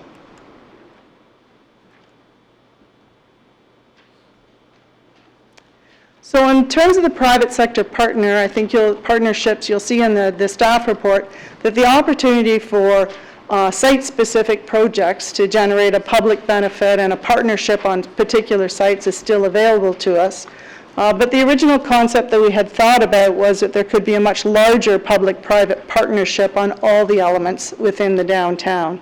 With the Centennial Square not being part of the private, or not having an element of private sector with this Centennial Square, it pulls back on some of those opportunities. So we have not looked any further about a market sounding. We had done some initial work, but we've pulled back on that as a result of Council's direction in earlier part of 2016. And so now I would like to introduce Craig Warden. He is, as you've seen him before on our citizen survey, he is the Executive Vice President of Polera. He has been to you, he's been working with us since 2009 on the citizen survey and a variety of other surveys that have been undertaken. And he was the lead on our downtown survey, and we'll give you some detailed results on that. Craig? Okay, thank you very much, Jane. Thank you, Council, for having me. It's great to be back and take you through another survey that we've done for you. Briefly about the methodology, what we did was what we call hybrid telephone and online survey. The bulk of it, 600 of the 800 people we talked to, were talked to by live interviewers on the telephone, randomly selected representative sample, and the other 200 were interviewed by online survey. Also randomly selected from one of Canada's largest research panels. And we had ward quotas in place so that we could look at the results amongst each ward and know that the results within each ward are statistically reliable and comparable. At the end of the day, we use standard weighting procedures to ensure that the total sample looks like Oakville in terms of your demographics and your geographic representation. A probability sample of this size, of 809, gives you a margin of error of plus or minus 3.5%, just something to keep in mind as we go through the results. And this survey was done in the front end of April of this year. I'm not going to belabor these very wordy executive summary slides. I know you've heard a good summary actually just now from Jane, but I will give you sort of the rough sketches again, and that is Oakville residents really participate in culture. They're big consumers of culture, and you'll see that as I go through. On the face of it, when you ask them, are there enough cultural opportunities? Most will say yes. About a third will say, no, I need more. But when we look at their actual behavior, that behavior tells me that there's not necessarily enough opportunity for culture in Oakville for your residents, and that there is good reason to think that there's a sort of unmet demand here, because what we do find is that residents do visit other municipalities quite frequently for their cultural opportunities, and roughly a third believe that there should be more festivals, events, live performances, and so on. There is widespread support for the town to invest more in cultural opportunities, and looking at the Oakville Center for Performing Arts, galleries, the library, and so on. And even after we introduced the idea of taxes, this support only drops from 91 to 88%. We didn't get into specific taxes, just the idea that you're going to have to pay for this possibly. all of the different items we tested get at least 80% support for investment. Now, when we actually do ask them a specific question about whether or not they're prepared to pay a property tax increase to fund this, a majority, 55%, say that they support that, 45% oppose it, but the intensity of that support is fairly lukewarm, whereas the intensity of the opposition is more intense. We're nothing without our charts and graphs, so let's get to that. At the front end of the survey, we wanted to find out what sort of cultural activities people are engaging in. So we asked a lot of questions. And you can see here that Oakville residents are engaged in a myriad of cultural activities. Now, obviously, we could look at some of the ones at the top where almost everybody is eating out at a restaurant or watching TV or Netflix or going to the movies, and sort of maybe think that's not a lot of cultural consumption necessarily. But if you look down the list, 75% are going to the library, 70% are visiting a museum or a heritage site, 67% are going to a concert, and 48% are viewing an art exhibition in the past year.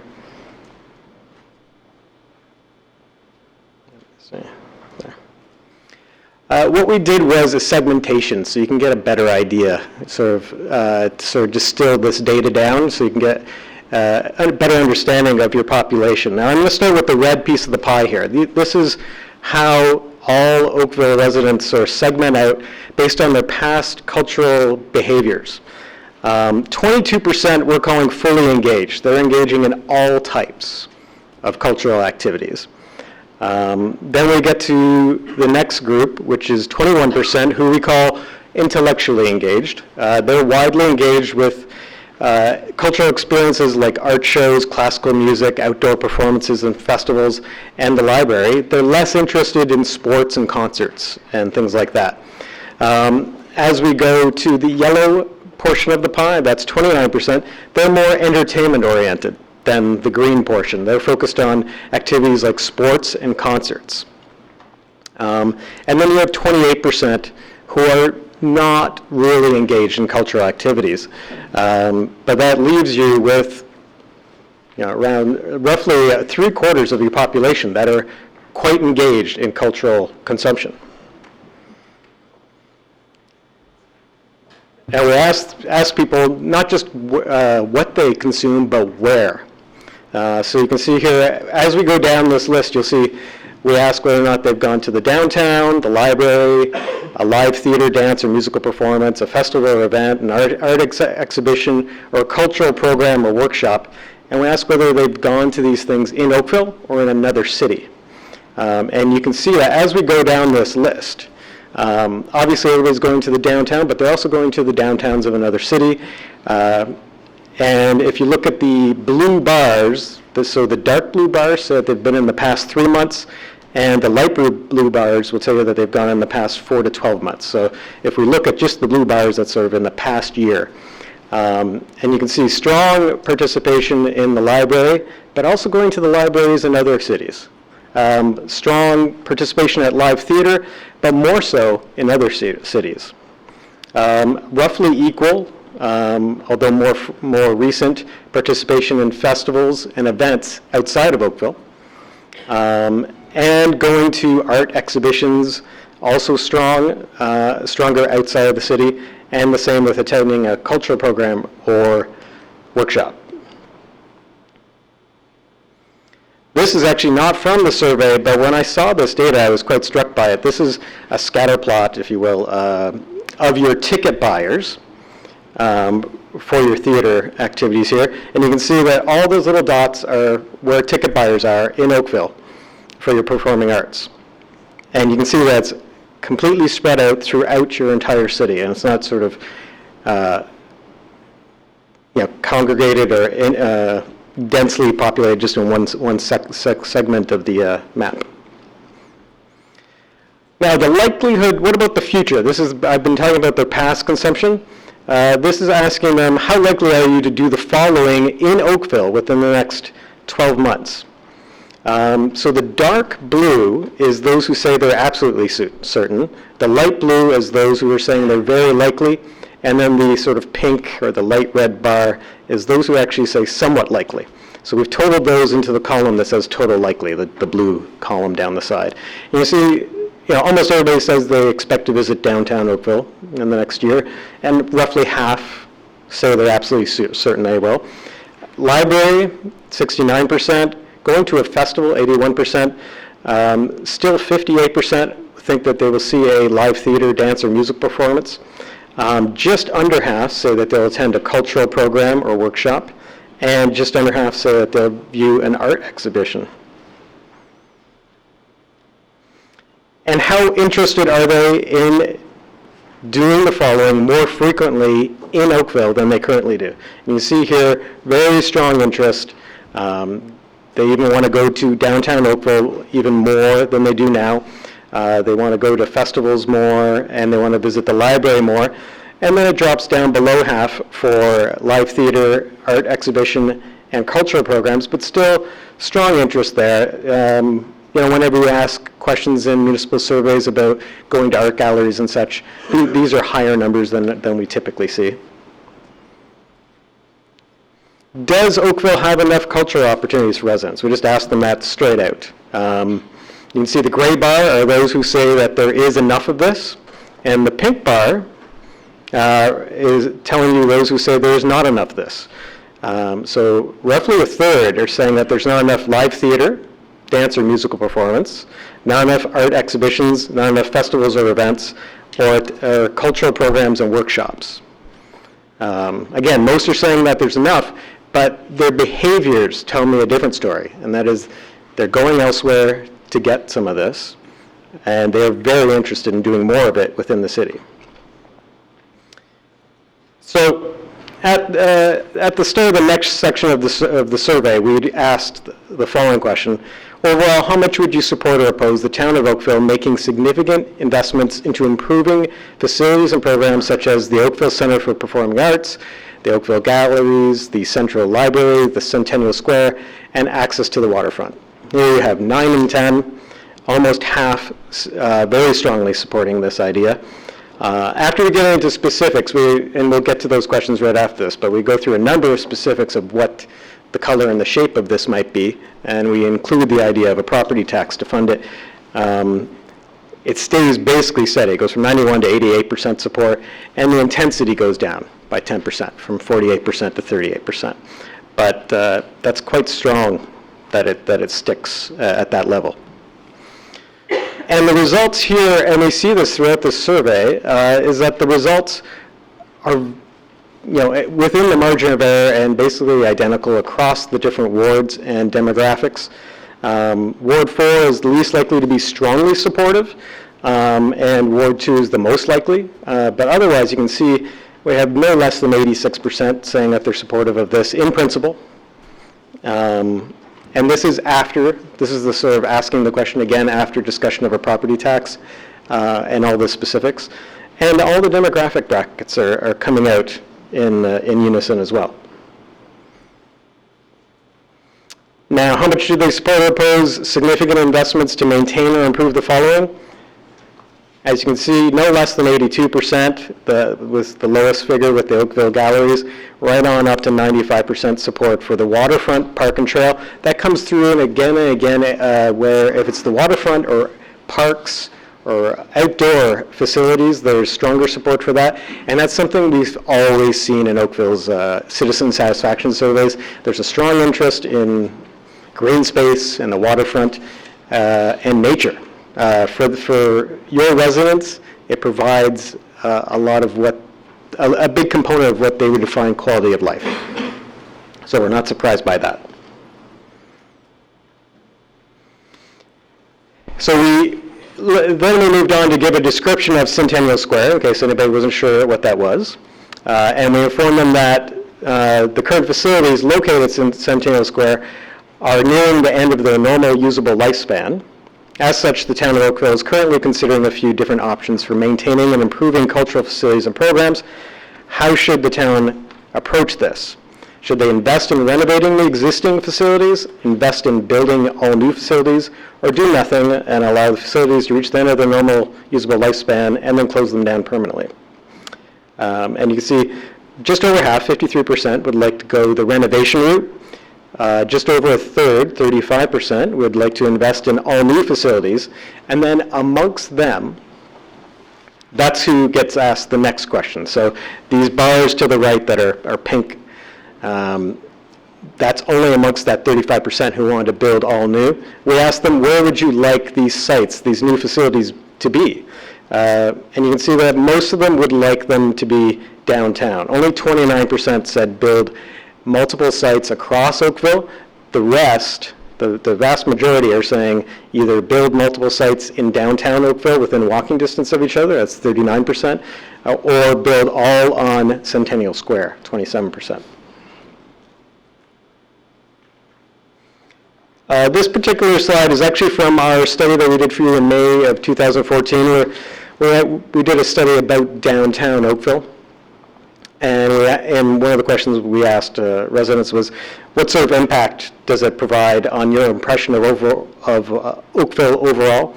And you can see here that 46% say that the downtown provides a major impact on their overall impression of Oakville. So you can see this aligns with some of the other results in this study, and that is that downtown is a pretty integral part to residents' definition of what Oakville is. Here's the big question. I'm going to read you the specific question. A key consideration for determining what the town of Oakville will be able to do in terms of dealing with its cultural facilities is, of course, cost. All three options, renovation, construction, or demolition, would require the town to raise additional revenue to fund the project. Considering this, would you be willing to help fund the project through a modest increase in your property taxes? So not a specific question in terms of dollar figures. It says a modest property tax. 55%, given that question, are saying that they would support that. Only 10% are definite, giving an intense support there. Still, in this day and age, to see that sort of figure on a support-opposed question on property tax is interesting and quite positive. And then those who are opposed, 45% are opposed, 23% definitely opposed. So opposition is definitely more intense than support on that. And the results are similar across the wards and the demographics. You can see that wards 6 and 5 provide just below a majority of providing support. Ward 3 is split. The remainder are actually supportive, and you have good support across the demographics except for the 18 to 34 bracket. Then we asked we threw to the respondents a number of different sort of things that could happen as part of this. And we asked them whether or not it was going to be likely or unlikely to make them more supportive. And what we found here was that if there's additional funding, and you can see it's the top two, additional funding provided by the provincial and federal governments, or additional funding provided by partnering with the business community, that increased support quite significantly. And you can see that 7 and 10 in both cases said that would make them more likely to support this. That wasn't the case for the others, where you could see more of a split, about 4 and 10 who are more supportive, but a third or more who are more opposed. And that is where we tested the idea of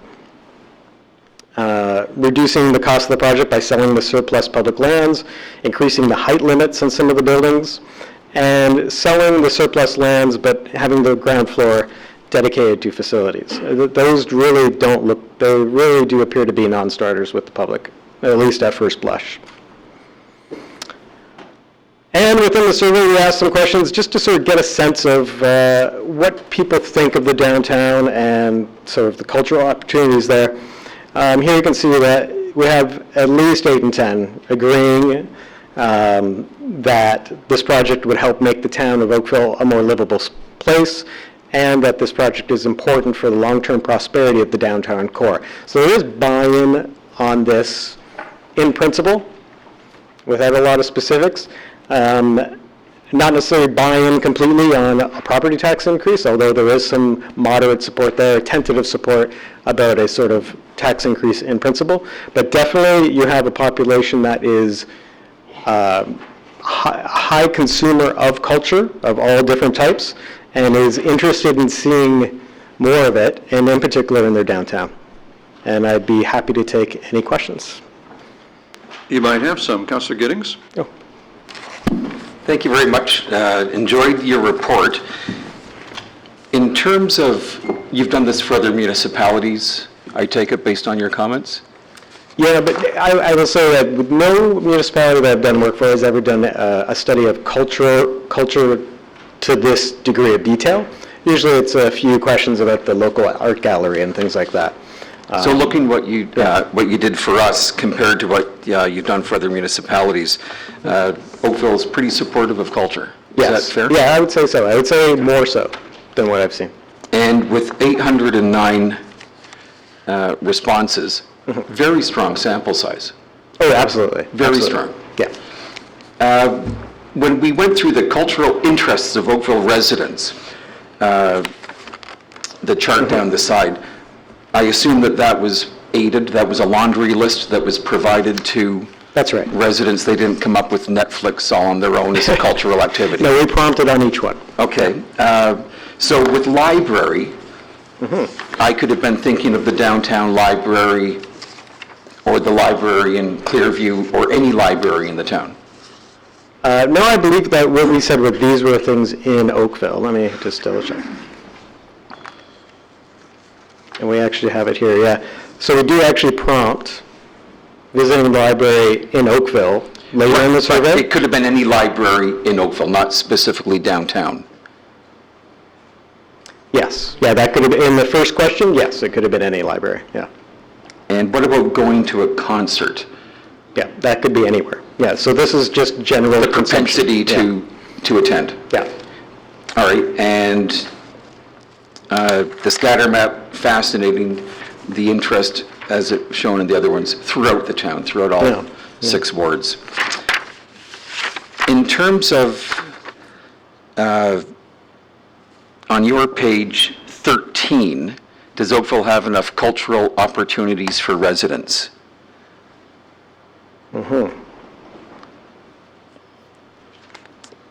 It's page 139 in our report. That's it. Help me out with too much of this. Well, you know what, when you write a survey, you have to give everybody sort of every possible option on a scale, right? So from one extreme to the other extreme. So we included too much of this. So if I look at in there. View an Art exhibition, 3% of the people said, go away, there's too much of an opportunity? That's right. There's too much art, there are too many All right, art just exhibitions. just wanted to make sure it was accurate. Thanks. Councillor O'Meara? Thank you very much. I'm interested in some of the methodology here. So 75% of the respondents were through phone surveys. Where did you get your phone numbers from? It's, in our industry, we have access to every phone number. Every cell number, everything? Yes. So we have access to all of that. And what we do is, we know we're going to do a survey of Oakville. So we pull randomly from that sort of phone book, if you will, and then the computer dials randomly into that. But we also put quotas in place to make sure that we're getting roughly equal samples from each year wards, but then we weight that back because they're not all the same in terms of their population. So how do you deal with the increasing discrepancy between landlines and cell phones, and 60% of households 35 or under are without landlines, and you know, roughly 1 in 5 households overall don't have them. I mean, how do you sift through demographic, landline, and cell phones when a lot of the people with cell phones are trying to evade you? How do you manage to make that data sort of flow so that it is a good sample size and a reflective sample size of the community that you're surveying? We include cell phone sample in the mix, and we dial into that, so that we do include people with cell phones. They, like you said, they're not a large percentage just yet, around 20% in Ontario. So it's not a huge issue just yet in Ontario. It's a huge issue in the United States, where over half of people are on cell phones only. But we make sure that we do get some cell phone sample in the mix. Okay, well, so we've kind of pulled the curtain back a little bit, so some cell phone data in the mix, and that's, I guess I'm just trying to make sure that we've got a good snapshot, because I know the people who are waiting at the other end of their landline to pick up, happy to answer surveys, and I'm just cognizant that that those are the other people who are on the GO train trying to get home and pick up their kids who don't have time to answer their cell phones, that we're confident that we've got a good reflection of those people as well. Absolutely, absolutely. Thank you very much. Councillor Liszcz. Thank you very much, Mr. Warden. I'm right here. Hello. So I have a question regarding the likelihood of attending various cultural events in Oakville in the next 12 months. So the likelihood, obviously, you could take a look that you presented was very high in some of these. So my question is, you're talking about one visit, or do we have any follow-up questions? Would that be 2 or 3 or 5 visits for the next year? This isn't numbered, so this is just the likelihood to visit, so it's basically at least once. So at least once. Mm-hmm. Thank you. Councillor Robinson. Thank you. Sir, how do the people of Ward 1 feel about libraries? I don't have that at my fingertips, but I can get that to you, no problem. You can make that information available? Absolutely, yeah. Well, that's very interesting. Thank you. I look forward to receiving it. Yeah, for sure. Councillor Elgar. Thank you for the presentation. I find it very interesting. My only concern is, you're an expert in the field, and I'm trying to understand how all the experts in the U.S., all except for 1 or 2, absolutely did all the surveys and got it 100% wrong. Like, what, did you have a prediction in the U.S. at all? I predicted it spot on. No, I'm just kidding. We weren't involved in the presidential election. It's an easy election to look at the result and say that they got it all wrong, but if you actually look at the numbers were fairly close. At the end of the day, it was an election that was decided by roughly 154,000 voters. So if those 154,000 voters went a different way, it would be a different result, because the states were so divided. And such a close result across the Rust Belt in particular. See, I'm also hearing a lot of people are so fed up with people calling them, they're actually giving totally the wrong answer to the experts who are assembling the data, and I'm just wondering, are you experiencing that here also? No, we're not seeing people lie to us on the phone. I mean, people are still honest when they do surveys. Calling an election is very different than calling interest in cultural opportunities and whether they're going to go to a library. Because elections, I mean, the publication of media polls during an election, people become very aware of the polling process during an election, and so they might alter it. They might be a little bit ashamed of who they're going to vote for, or they don't want to reveal who they're going to vote for. So that's a different beast than doing a municipal survey. Absolutely. So when you do a survey, how many people do you have to call to get a good people that will actually talk to you instead of hanging up the phone as soon as you find out who it is? I'd say for this survey, roughly for every, I think the response rate was about 20%. 20%? Eh? Yeah. Okay. And is that considered really good to have a 20%? It's good. Municipal surveys tend to get higher response rates than others. So a normal, if it's not municipal, it's lower than that? Oh, yeah. Got it. Thank you. It's around 10% across the industry. Thank you very much. Yeah. Well, look at that. Municipalities are twice as liked as the other. Councillor Chisholm. Well, it went from 20 to 10. Councillor Chisholm. Yes, I have a question of Jane. With respect to I always have a problem with this when it's defined their end of life. What are the indicators when end of life facilities? We're talking built environments here, and I really haven't got a handle on that. We're making a statement. It's the end of life. What does that mean? I believe Colleen Bell is here as well, but I can answer that. End of life, we know those facilities were built in the centennial timeframe. So they are dated, just given their age, they're reaching a normal end of life. There is a detailed assessments that we have to do. In fact, we had looked at a feasibility study for the theater. We need to do the same work on the library to identify actually specifically what elements could be kept or not kept and what renovation requirements are done. So it really is, given the time period that they are, they're reaching an end of normal life cycle for a building. Okay, thank you. Councillor Adams. Thank you very much for the presentation and the materials. You touched on the question I was going to ask you, which is bias towards culture. When people answer these questions, are they, do we have any feel for how likely they are to say, oh yeah, we really want theater and culture because I'm supposed to like theater and culture, even though I rather would answer differently, but I'm not going to tell a real person that. Yeah.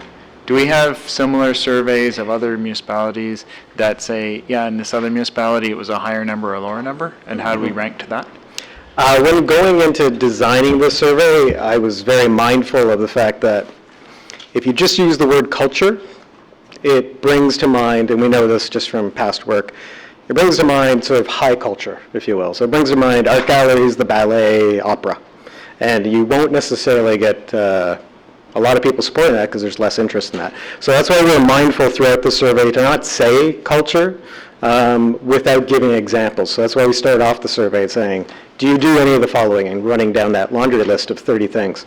And then when we asked them about investing, we actually specified, right? We said, what about investing in the following? And it was, everything at Centennial Square. So we list everything in that way. And I don't think that when we get specific and say, what's your interest in investing in this or visiting that, I don't think people were afraid to tell us the truth, because we can see sort of the more popular things get the higher result and the less popular things get the lower result. So you do see downtown, the library, the waterfront coming out easily on top, and then items like art galleries and cultural programs and workshops coming out near the bottom. So to me, it makes sense. It's consistent. Councillor Giddings. Yeah, thank you, Mr. Mayor. Further to Councillor Elder's question about his question about whether people were honest in their replies. You had the chart impact of downtown on overall impression of Oakville, and it shows that most people have a very strong connection in terms of the impact of downtown on the impression. Would that elicit perhaps a more honest or a more spirited response because they feel invested in that? Yeah, I just think it reflects how they feel about their downtown. The fact that you have almost half saying that it has a major impact on their impression of Oakville, tells me that is a defining feature of their town, and it's not dissimilar from what you would find in most places, especially places with sort of renowned downtowns or large downtowns. They do tend to be the defining element of a lot of municipalities. So it's not uncommon in other municipalities, the identification with the features downtown is something that would normally be seen? Yeah, I think it is, especially when there are a lot of features to the downtown. So if you go to some smaller cities and towns in the Golden Horseshoe, you'll find that maybe some of those, where there's an ailing downtown where people are not going there and there's become an alternative sort of location that people are frequenting, in those cases, the downtown isn't a symbol of the city that has a major impact on the impression of the municipality. But in this case, clearly. The hometown proud sort of marketing. Yeah. Thanks. Councillor Lischina. Mr. Waring, can you make a comment on the lifespan of these type of results? Our project is a number of years. So having this completed beginning of April 2016, would you say that these results would be valid and reliable for the next 3 years, 5 years? Can you make any comment on that? I'm definitely confident that they're reliable now, especially one way to look at it too is with the way we asked a lot of the questions is in the past 12 months and in the next 12 months. So that gives it a fair bit of longevity. Also, behaviors don't change. It's hard for people to change behaviors. It's hard to change people's behaviors. So I would say that this, I would rely on this for, 1, 2, 3 years. I would assume that this would give you a similar result in 3 years. And by saying that, I know they're not going to pay me to do another survey. So. I was just going to say, you'd probably be very, very glad to do it again in whatever time frame. Councillor Hutchins. Thank you.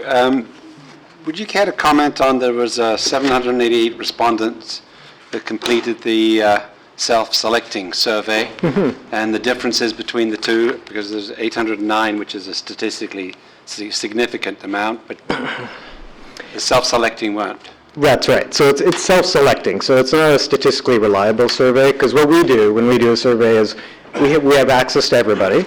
Basically everybody's got a phone line of some kind, and we have all the numbers, so we can randomly select.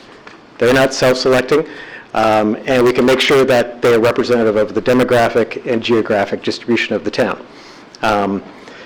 What this is it's not statistically reliable, because it hasn't been done in a randomly selected way, but I think you could view it as almost like a very robust town hall, except that when you have a town hall, you get 50 people out. This is 788 people who are very engaged. So I'd say this is representative of some of the most engaged residents on this issue.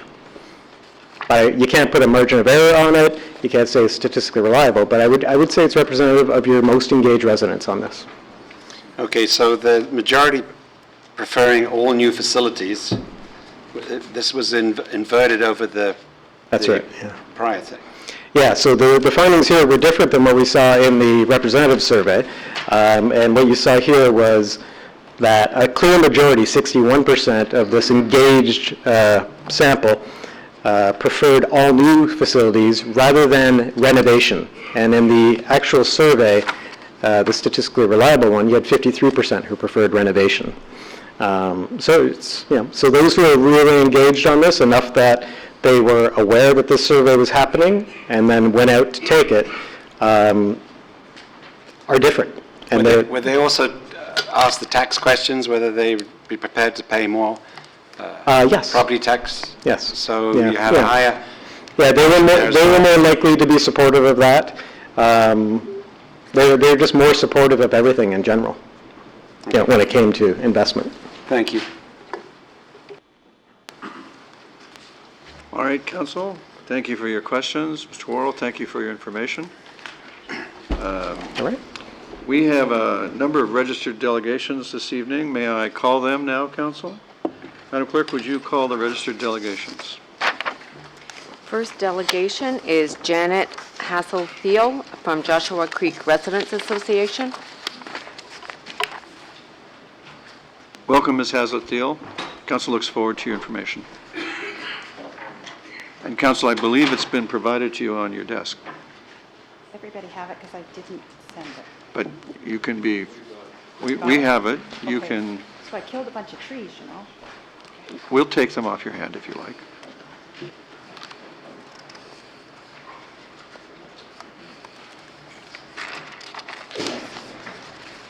Okay, I tried to put that up for the public at large, but I don't know if it's going to go up. So thank you for the opportunity to delegate. I'm here on behalf of Joshua Creek, and I do want to read the letter in because I do think that a lot of time and effort was put into the analysis of how we ended up with our position, and I'm pleased to answer any questions. I'm also asked to speak on behalf of CMGRA. The president, Tim Danter, has left ill tonight.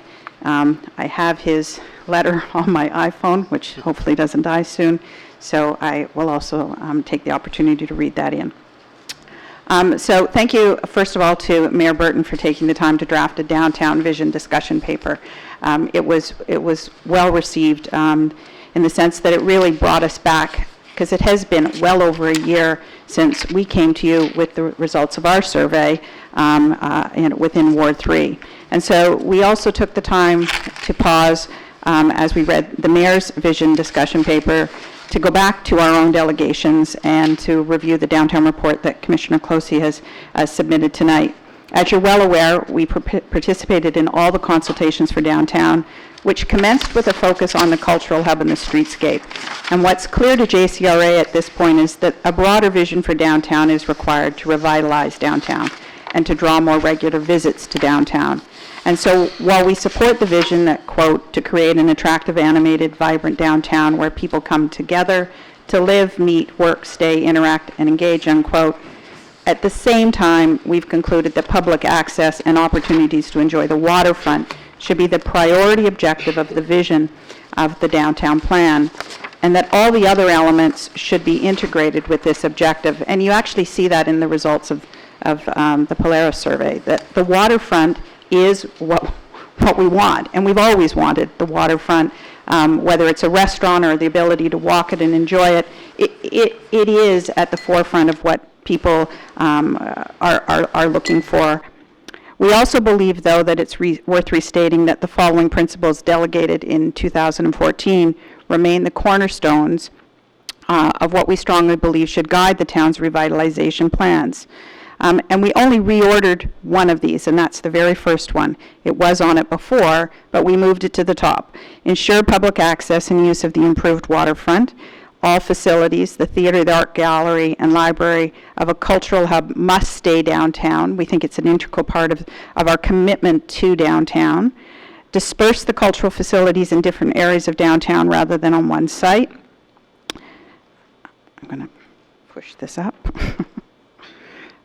Development plans must preserve the small town feel of downtown. That parking availability is a critical problem in downtown area and must be included at the start of the development design process, and it cannot be an afterthought. That all cultural hub facilities must have uses and spaces that will bring people downtown during the day, and they cannot just be evening-only event spaces, and that Oakville residents must be ensured prior to the development and construction of the cultural hub facilities there'll not be a financial burden, you can determine burden, on current taxpayers or on future generations. 8, let me just flip this page here for people.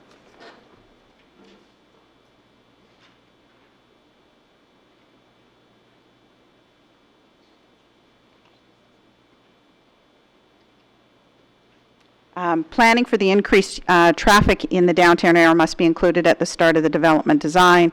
Managing traffic flow in and out of downtown is obviously very important.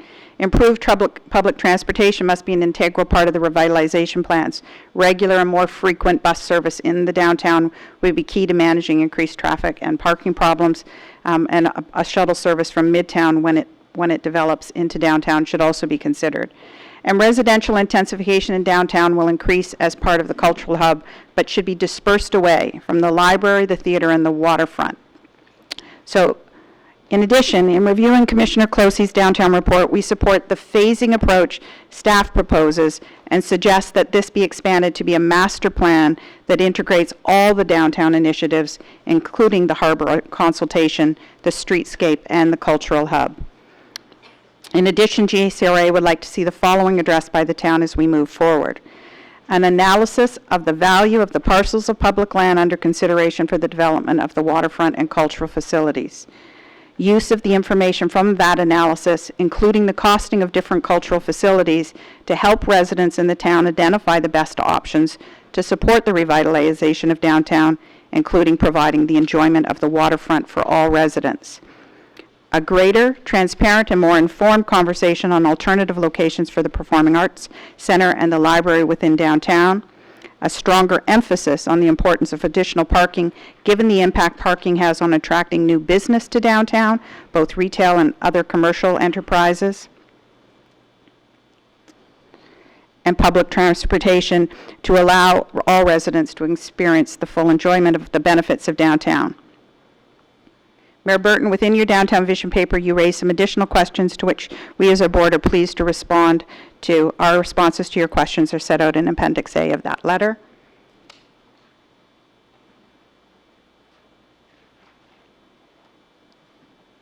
Okay. In summary, we continue to be supportive of the revitalization efforts of downtown.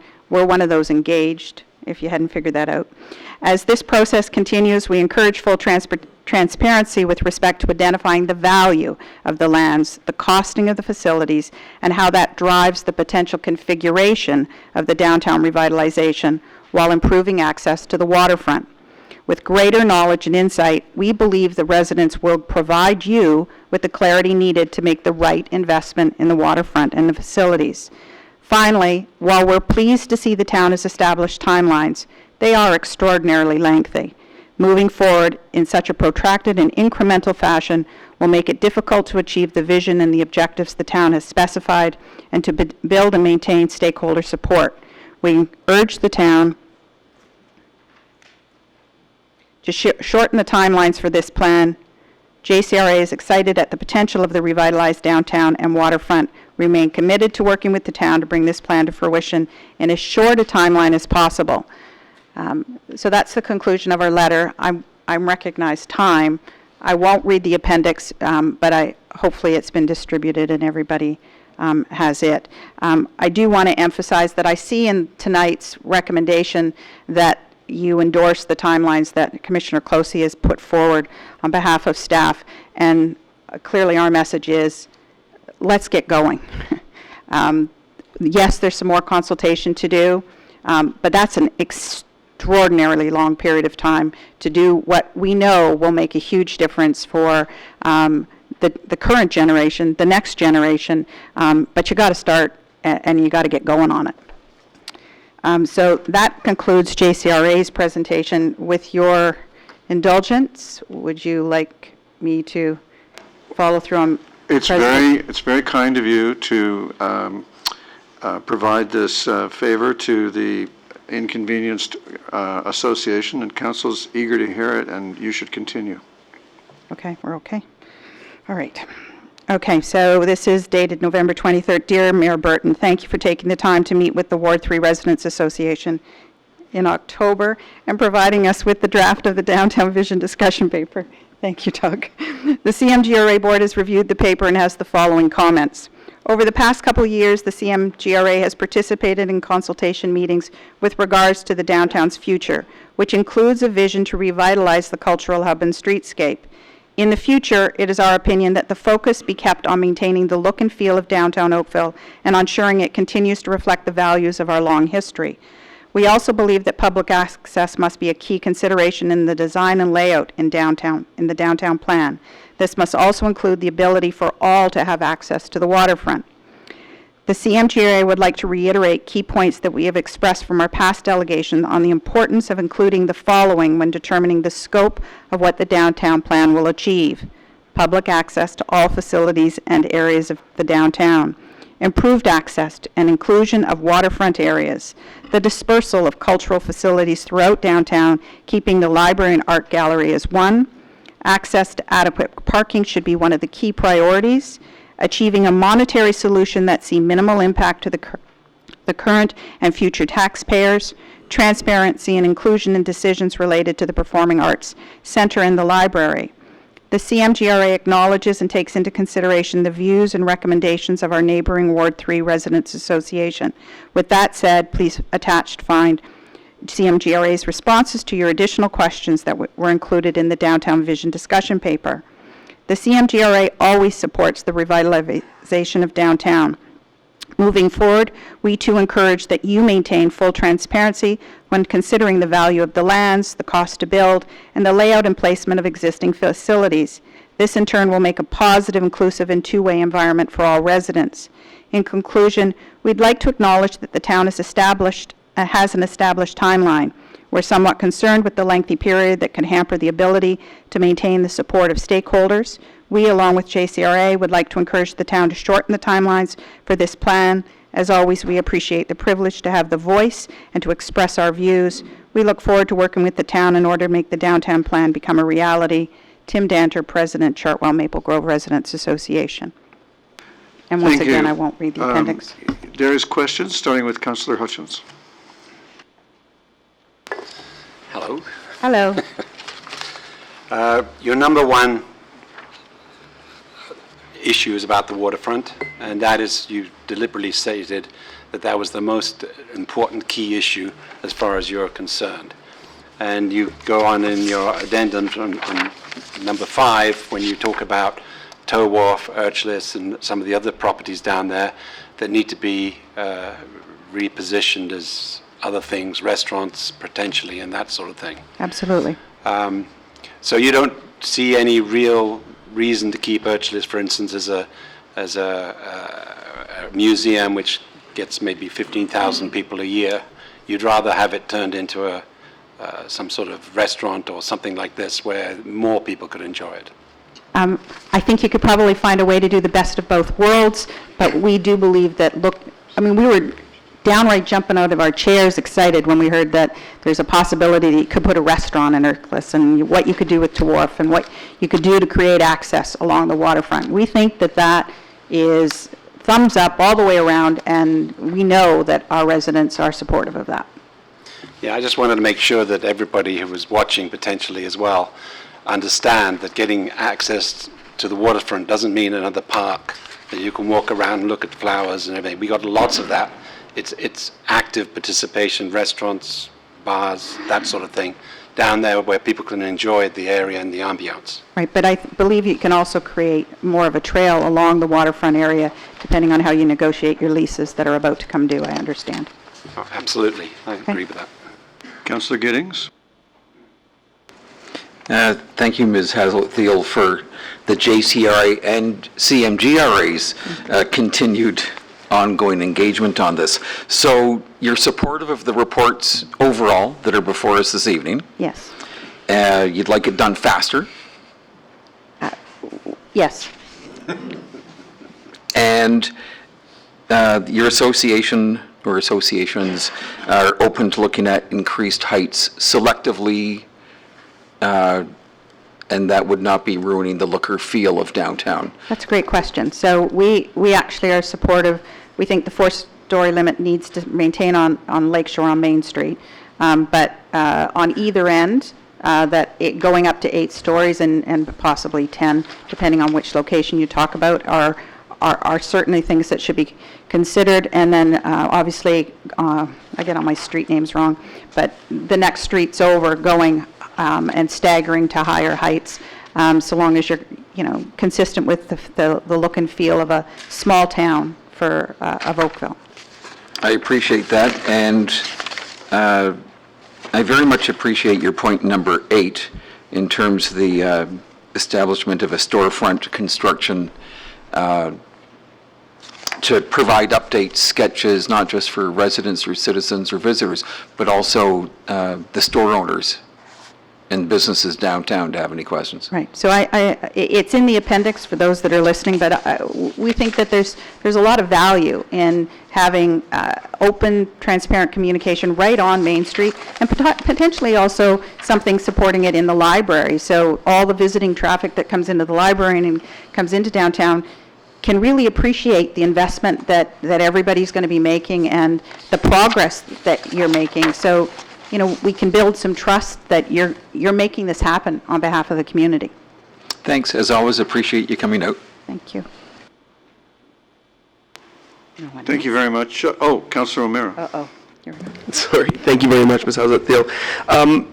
Just a question. There are two sort of recommendations which might be in conflict with each other in terms of not being a financial burden on current taxpayers and getting it done quick, because usually that's how you don't make it a burden, is by stretching it out. If you had to have one, which one would it be? The board debated long and hard about, and I would say that we represent the community sort of out there.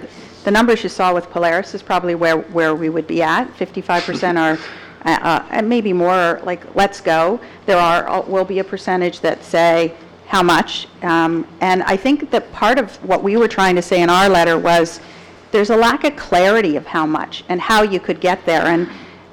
And there was some disappointment that we don't have the market sounding. And I would comment that the sort of outrage that people sort of had about what could happen on Centennial Square, and heaven forbid that we'd actually use it in a private-public partnership, was because people they want the waterfront. They want to protect what's important to them. So how you're going to fund it, I think you will get more people on side, which is what that survey actually says. You will get even more people. You've already got the majority support. You'll get even more people with greater clarity on how it would be designed and what that real cost is and how you would step it.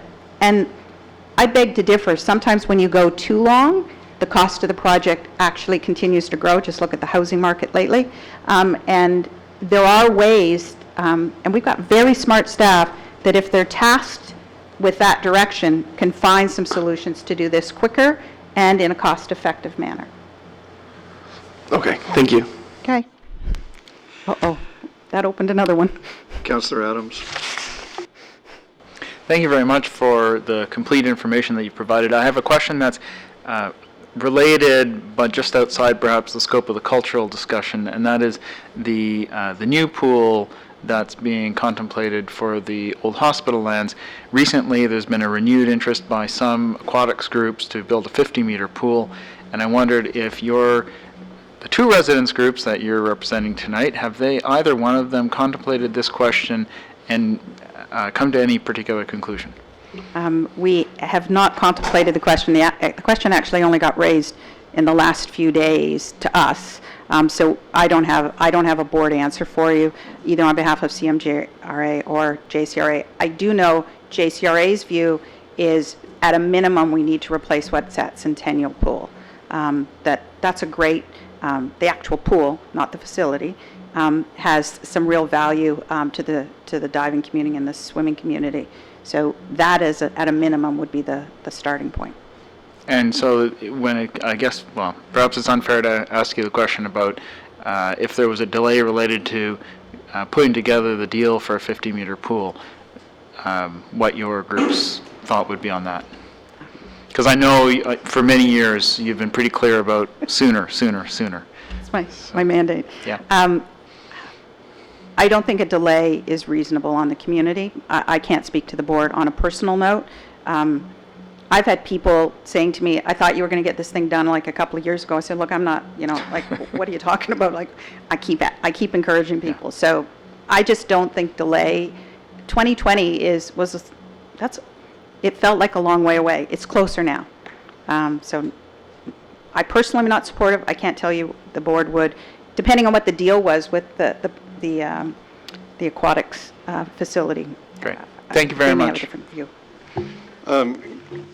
Councillor, I allowed the question, but there's a very fraught element in a discussion of a 50 versus a 25 meter, and maybe the better question is, do the residents associations want a competitive swimming temperature of water or a recreational temperature of water? Because that's the big divide between a 50 and a 25 meter pool. And maybe when you consider the question at your board, you can inform the question with this temperature divide. I would be pleased to take that back to the board and to the residents, because I think there's some recent information coming out about the community center, and I think we need to go back to the community and get some more information. Yeah, Does that possibly December 1st even. Oh, we'll be there. Okay. Now we have over here Councillor Chisholm, and then we'll come back to... I only want to say thank you for adding that on. Thank you for your presentation. I just have a couple of quick questions on the first page on parking availability is a critical problem. Creative. You probably have had discussions with the association. What are your ideas for the parking problem? If we're going to bring more people downtown, where do you think all this parking is going to happen? Knowing our stamp of downtown properties is limited. What's the idea of the association? Go below. And all of us have come out and spoken several times about the importance of underground parking. We recognize there's an additional cost to that. Mm-hmm. We also think there's a private-public partnership that could possibly make that happen. And there is just no doubt in anyone's mind that has spent time on this that you have to have the availability of more parking. Businesses that operate all day long, they are not just retail, but bringing in another business to work, to be a part of downtown and revitalize it, what interest would they have when they can't get enough parking spaces for their employees? So you have to find ways to create the underground parking, which will help residents and will help potential future businesses come into downtown. And the second question, your thought on with respect to the traffic coming down to downtown, knowing full well we only have Reynolds and Trafalgar Road and maybe Kerr Street on the other side. We're very limited, so we're not going to put a road down the middle of 16 Mile Creek. So at the end of the day, we want to move, as you're saying, step it up. But with respect to when you build something like that, now we're increasing the traffic and so forth. Any creative ideas or suggestions on how to make that happen? Well, I think, no, I don't think we have a magic solution. I don't think anybody has on that one. But I do think the location of the facilities and the location of the parking as it relates to facilities could create better flow of the traffic, and that needs to be further understood by residents. Thank you. Councillor Lischina. Thank you, Ms. Haslett-Thiel. My question is, maybe if you can make a comment about Oakville Transit and how it works during the Santa Claus Parade, for instance, bringing people down from the GO station. Obviously, it's a free service at that point, but do you see any sort of economical benefit to that rather than having parking spaces, but actually having transit much more frequent? And obviously there's a cost to that, but it would be offset from parking downtown. Any comments on that? So in terms of priority, there will always be a need for really great transit in and out of downtown, and particularly when Midtown ultimately develops. But we are still, and will be for more time to come than some people would like to admit, we're a car community, and people need to get around. And when they go to an event, they want to be able to get to the event and enjoy the event and then get out. And you've got to find some alternatives. But for people to say, well, we'll increase transit, but that will mean we just don't need to build a parking garage. We should be past that by now. We know we need a parking garage. We know we need it to be underground in order to maximize the footprint of downtown. And it will ultimately have reap rewards in terms of just people feeling like they can get into downtown and enjoy it, and then go back to the north or go back to the west or go back to the east, or potentially other neighborhoods. Maybe that's not the answer you wanted to hear, but I still think we're a bit car-based, and you're not going to change that for a long time. Thank you, Ms. Haslett-Thiel. Council appreciates your information. Madam Clerk, would you call the next delegations? The next delegation is Doug McKirkin from Trafalgar Chartwell Residents Association.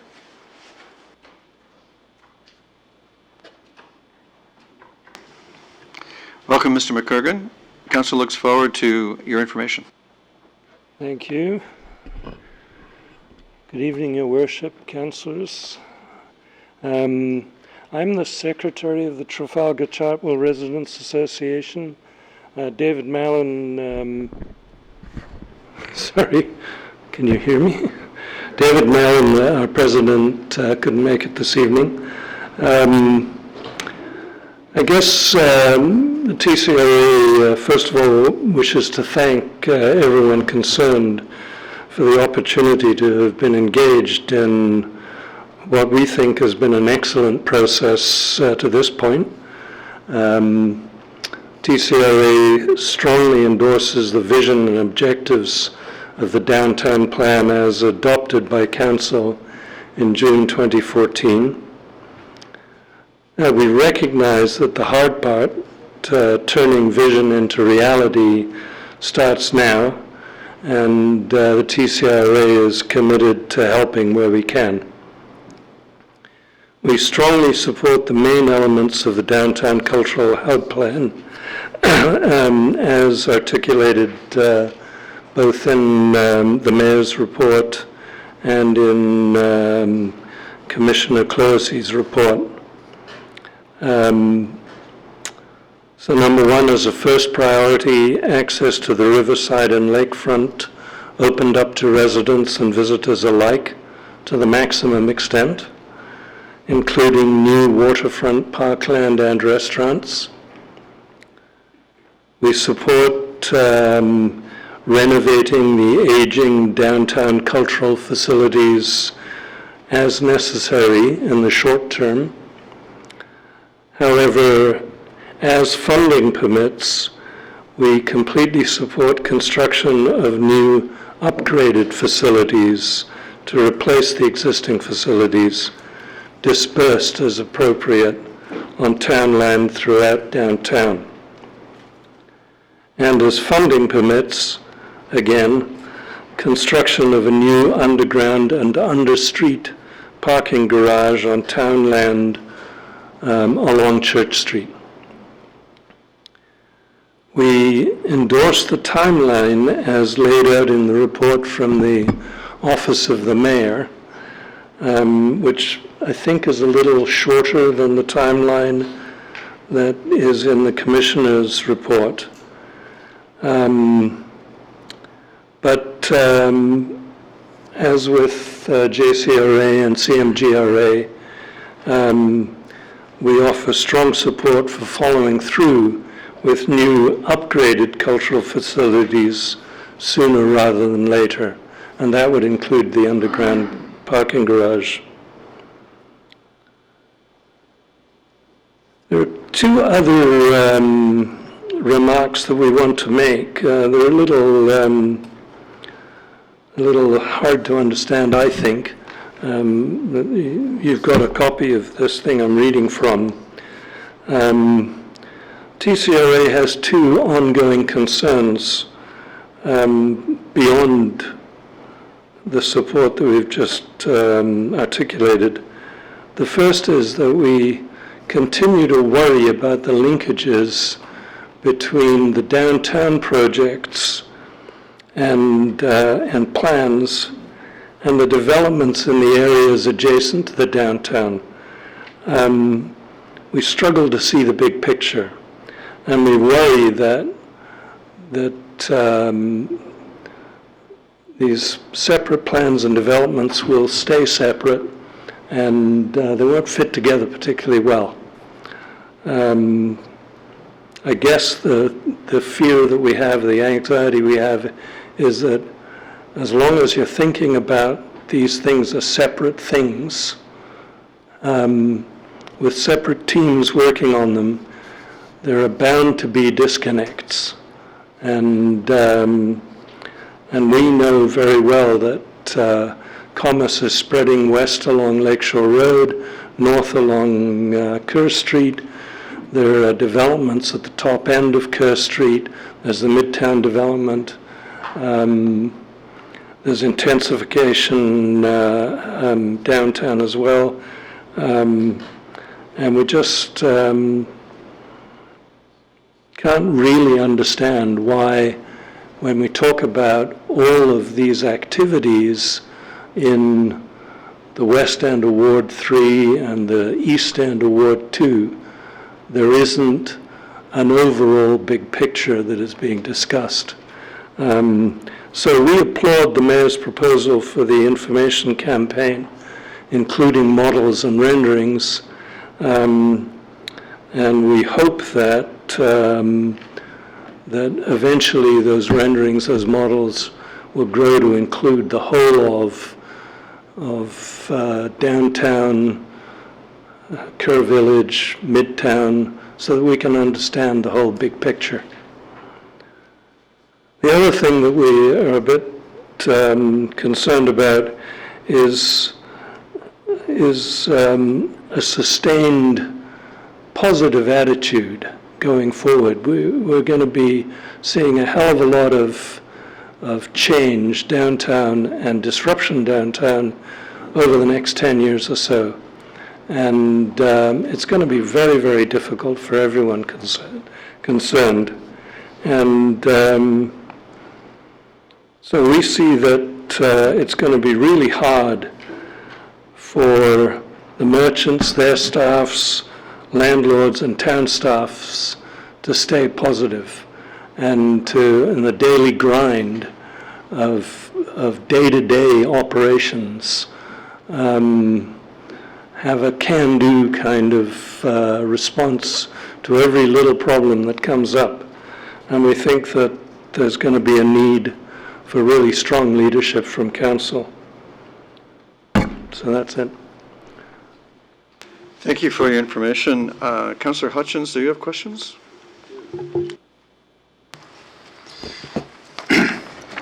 Thank you for coming. Doug, you've obviously made the first priority much the same as the JCRI and Camagra, and I fully endorse that, of course. What would you select as the next one down, though? Is it the aging downtown cultural facility? Should they be renovated, or is it funding permits construction of a new underground parking? I mean, you can't do everything at once all the time, but what do you feel is the next step?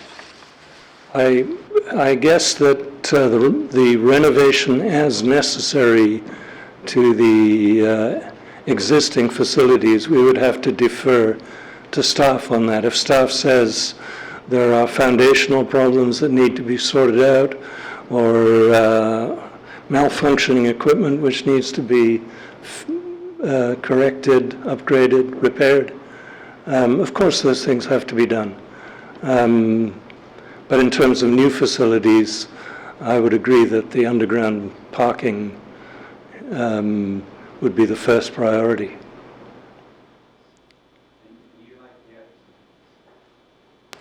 For an underground parking, you like the idea of going under the post office and then going along Church and expanding it along the parking lots underground there? Or? That was my understanding of what staff was contemplating and proposing was an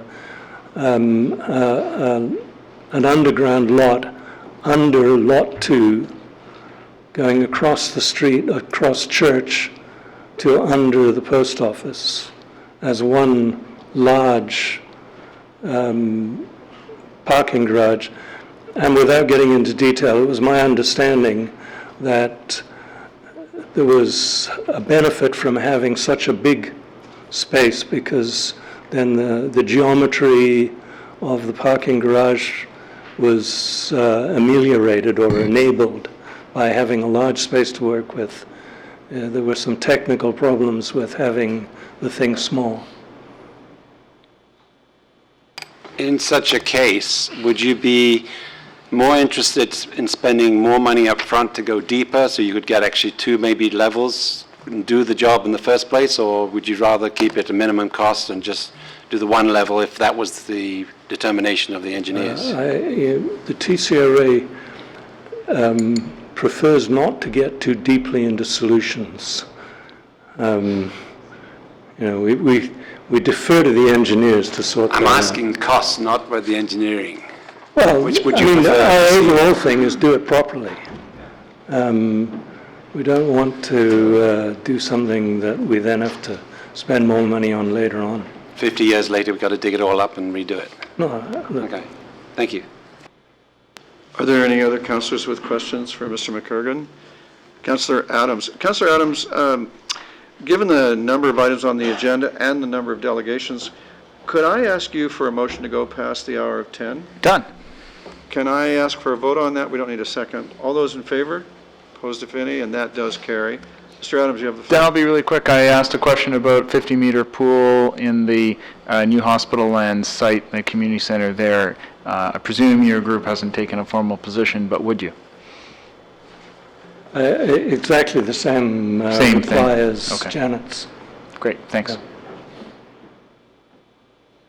Mr. McCurgan, thank you very much for your information.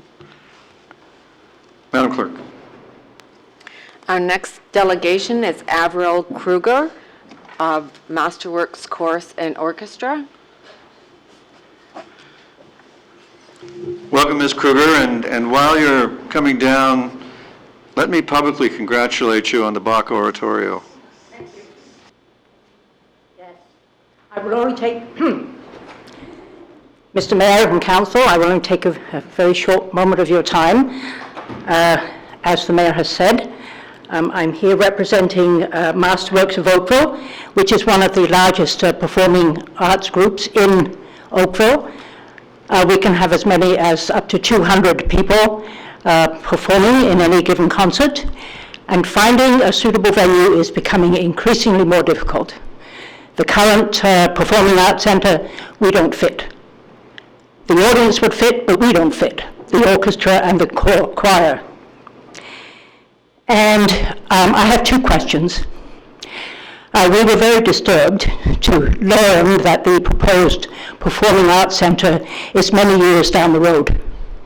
We need it as soon as we can get it. And so my two questions are, is the town amenable to private partial funding of such a performing arts centre? And if through our contacts we were able to get some part funding, private funding, could the construction of the Performing Arts Centre be moved forward a little bit so those of us in Masterworks would still be around to enjoy it when it's finished? Thank you. I'll give you a definite maybe. Okay, thank you. And your second question? Those were the two questions. Sort of a Is the town amenable to part-time Yes. partial funding, private funding? Yes. And if we can get some, would it help move the building of this Performing Arts Centre a little? We'd probably Move it up a name bit. it. We'd probably name it after you. I'm being humorous, but yes, of course. The best thing about Oakville is the way we all bring our private resources to bear and our networks, and we start to really develop some possibilities. And so, please, we'll meet for coffee and begin immediately exploring your contacts. Okay, thank you. Thank you for your information. Any questions? Councillor Chisholm. Thank you. Masterworks is a large cultural program that it's been going on for many years in Oakville, and I'm quite pleased with the success of Masterworks. Understanding, let's go into the future and say it's immediate future that and money comes up and we build this theater, whatever the size and design. Masterworks would be a major player. Who else in the community could support or be part of this, because it is a building standing there 7 days a week, 24 hours, and always you need to have organizations coming in to rent it and to use it and to make it feasible for everyone to use. Besides Masterworks, who else in the community could do it? My understanding is that the Oakville Symphony Orchestra would also be interested, that this would replace the current Performing Arts Centre. So you've got your Oakville Symphony Orchestra and you've got all the groups that currently use that. Our problem, Masterworks' problem, is that with the number in the choir and the number in the orchestra, we do not fit on the stage at the current Performing Arts Centre. And finding a venue where we do fit, Mayor Burton was there, I believe Councillor Adams was there at our performance. We are absolutely squeezed into a church. So that's my question. Yeah. Are there other groups out there at the capacity where they need a bigger venue? Well, there's the Oakville Symphony Orchestra. That's only one. Is there and others? all the other groups that use the current Performing Arts Centre.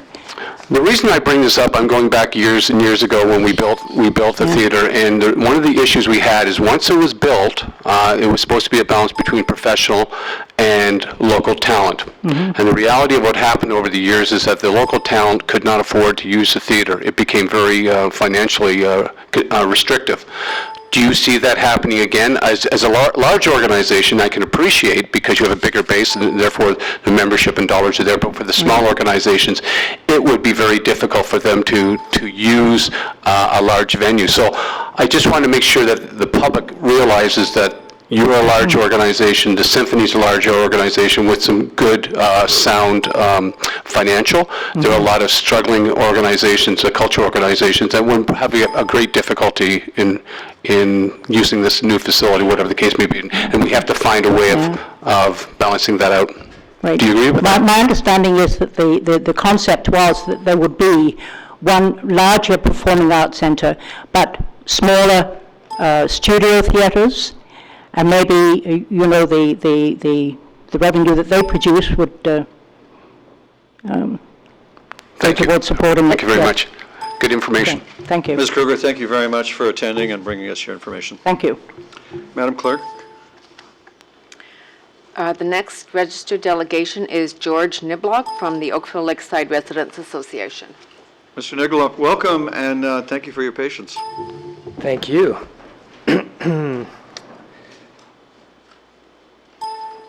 So I want to briefly run through our Christmas wish list for downtown. We, first of all, support the objectives of the downtown plan as endorsed by Council in 2014, and we support the mayor's vision for the downtown. We support the concept of cultural facilities being dispersed over the Centennial Square and post office sites to encourage further integration with the larger downtown. We support providing a downtown location for the Oakville Galleries, the Central Library, and the theater as part of the cultural hub.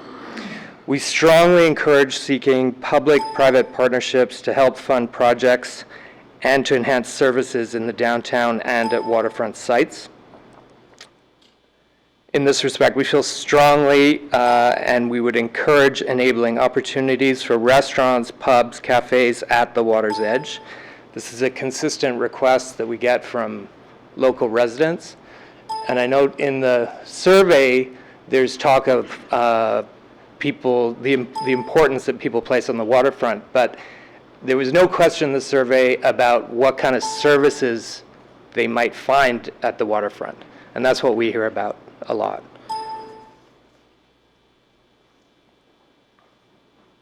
So services at the waterfront, we feel, would connect the downtown to the waterfront. It would draw people there, and it would complement the businesses in the downtown. To Wharf, Ercles, OIS sites, we think those are all really exciting options. And we believe it's critical here to seek top quality private partners for these kind of ventures. No Cara Foods. We envision the Church Street Post Office as an exceptional opportunity for integration of the cultural hub amenities such as the Oakville Galleries into downtown. This location, in our view, would be ideal for a hotel with a restaurant as well as underground parking. We think this is an ideal site for an increase in the height restrictions downtown and could provide an opportunity for lake and river views from a restaurant. Again, coming back to that request that we constantly have that, complaint almost, that Oakville doesn't, we've got this great waterfront, but there's nothing where you can go out and sit and see the water, whether it's the river, because that's beautiful too, or the lake. So we've had feedback on the Church Street Post Office as it relates to its heritage value. And so as a result, we don't believe that there is heritage value to the post office, and so we'd advocate for its replacement. We do, by the way, think that there's heritage value to the original post office that's down on Front Street. As prompted by the Downtown Growth Area Review, we had much feedback on building heights. The ORLA supports increased building heights in specific locations north of Lakeshore Road. So we're talking along the Church Street corridor, and more specifically on the post office, Lot 2, and Fire Hall sites. We believe it's key to have both more office space downtown, to draw businesses and people working downtown during the day with underground parking. That Lot 2 site, again, we think is ideal for that. The concept of the underground parking stretching underneath Church Street and underneath the post office site is also, we think, ideal. You know, if there are businesses down there that use the parking during the day, cultural facilities, people are using those things mostly evenings and weekends, it's a win-win, especially when it's in combination with private partners. We would also encourage the storefront downtown information center, this to engage residents and help market an exciting vision to the residents of the town. We're also a little bit concerned about, in the reports, the timeline. So we echo our fellow residents associations that they're extraordinarily long timelines. So we think that anything that can be done to speed up the process is good. We do think when you consider those timelines too, that if you look at the population, the direction the population's going during that time, it's going to be so much greater than it is today. And there really will be the need and the capacity to fill up all these venues, especially, in that 10 and 20-year timeline. Thank you very much. Thank you, Mr. Niblock. Councillor Hutchins, I believe you have questions. Yes, I do. It's good to see all the residents associations seem to be in step when it comes to wanting access to the waterfront and restaurants and bars and so on. My question is to do with the parking lot and specifically the underground. You mentioned Lot 2 would be a great, but if we're digging up the road and digging up Church and putting it underneath that, well, not literally digging up because it'll have to be driven over, but what about the parking lot by the Queen's Head? I think that's 3, is it? 2, 3? Should that? Yeah. Would you consider doing that at the same time, just so that it would get it done and over with? Yeah, absolutely. Even though it would add to the cost potentially? Like Doug talked about, I don't know what the numbers are, how many parking spaces are necessary to sustain the town for so many years, but whatever the proper amount is, we would support that. Thanks. Thank you, Mr. Niblock. Appreciate your time. Thank you.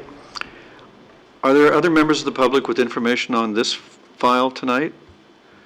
Thank you. Then I'll put it to table. Is there discussion on the table? Council, I'd like then to put the motion, and I'd like you to allow me to change item number 2 to say, add the words, shortest possible timelines to guide the implementation of the Downtown Cultural Hub outlined in these reports. Is that agreeable? Councillor Elger?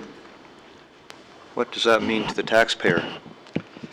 Well, it actually doesn't mean anything because what's coming back is a report on implementation. So, but if we're endorsing the timelines, it does have an impact on cost to the taxpayer.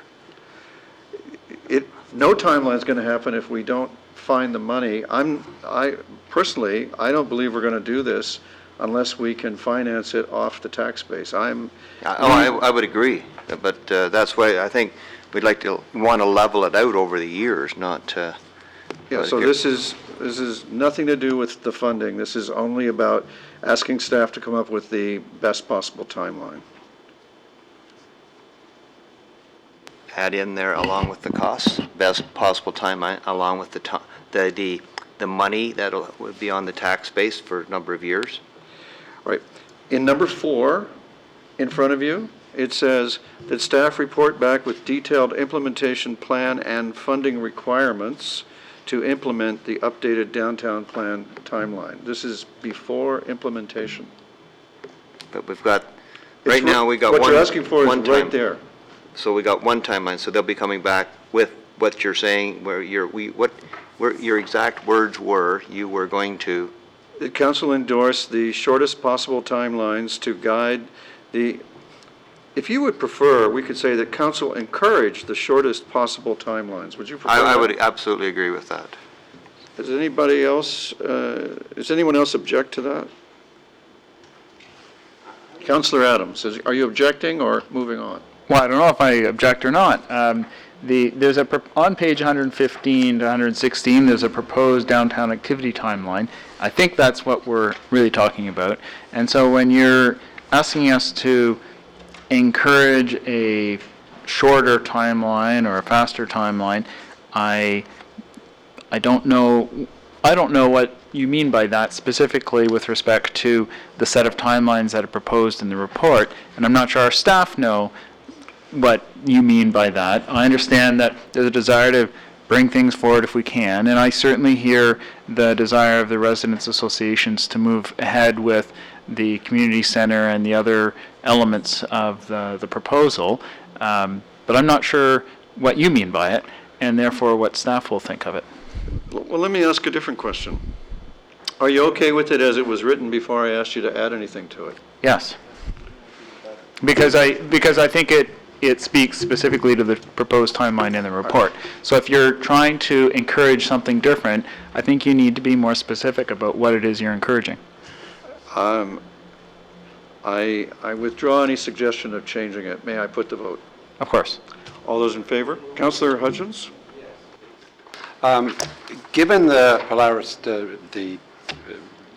what has been found out across Oakville from all wards, wanting cultural hubs to be developed sooner rather than later, prepared to spend some money even on the property taxes, I think it's incumbent on us to try and get this thing moved forward as much as we can as soon as possible. So I would prefer the mayor's wordsmithing.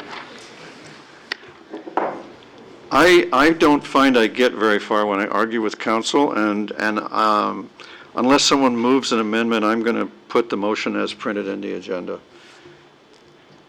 Right then, all in favor? Opposed, if any? That carries, and I thank you for the unanimity that you're showing for the project.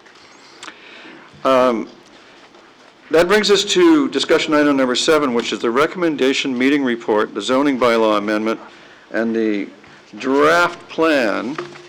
This is quite a big title, for Fernbrook Homes, Lakeshore at 1215 and 1221 Lakeshore Road West. And I know this matter means a lot to Councillor Dudek, who unfortunately, because of health, could not be here tonight. I'm not aware of any registered delegations, but there is a presentation available from our planning director, Mr. Mark Simeone, and I take it back. We have 2 registered delegations. It just says none here, but there's 2. So, Mr. Simeone, you're first. The delegations are next, and along with questions from council. Thank you, Mayor Burton, excuse me, and members of council. This is a recommendation meeting for revised zoning bylaw amendment and draft plan of subdivision submitted by Fernbrook Homes, Lakeshore Limited, for the development of a 22-lot subdivision for detached dwellings. The report can be found on page 153 of tonight's agenda. As you are aware, this site was the subject of a previous development application originally proposed for 48 dwelling units consisting of 4 singles and 44 semis. And amended to 33 singles, the application was denied at the OMB, and the board in their previous decision considered that 23 to 25 lots might be more appropriate for the subject lands. So just a quick description of the site. So you're looking at another photo of the site now. Of course, at the bottom we have Lakeshore. To the east we have Willow Ridge, Tweesdale to the west, and TA Blacklock, I believe it is, High School to the north. And this was known as the Harvest Bible site before, and the photo you have in front of you shows the building before demolition. The site is within the Livable Oakville plan. It is designated as low-density residential, permitting singles and semis. Of course, tonight we're talking about single detached dwellings, with a maximum density of 29 units per hectare. The lands along the frontage have a slightly different designation, a special policy area, and they're allowed to a maximum of 10 units per hectare. So the 4 lots moving from east to west or west to east at the southerly limit of the site have a different policy, slightly lower densities, significantly lower densities at 10 units per hectare.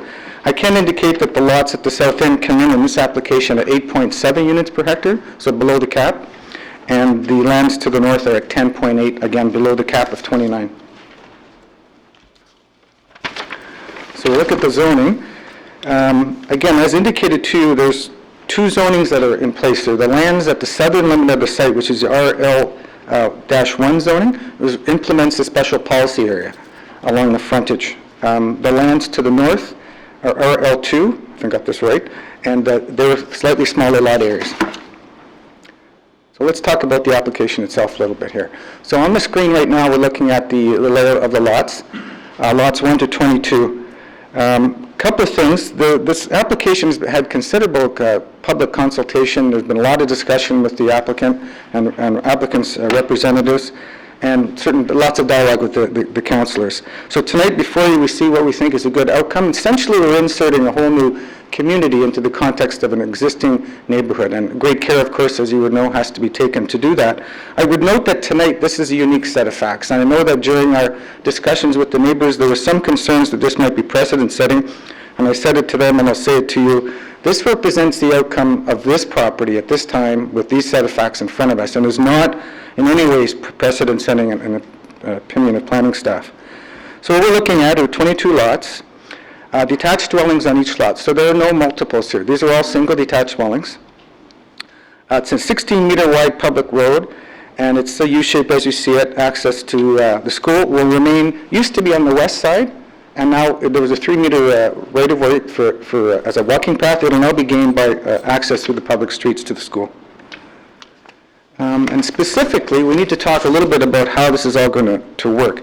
So the lands on either side, east and west, there was certainly, as you know, in some older community, older homes in that sense.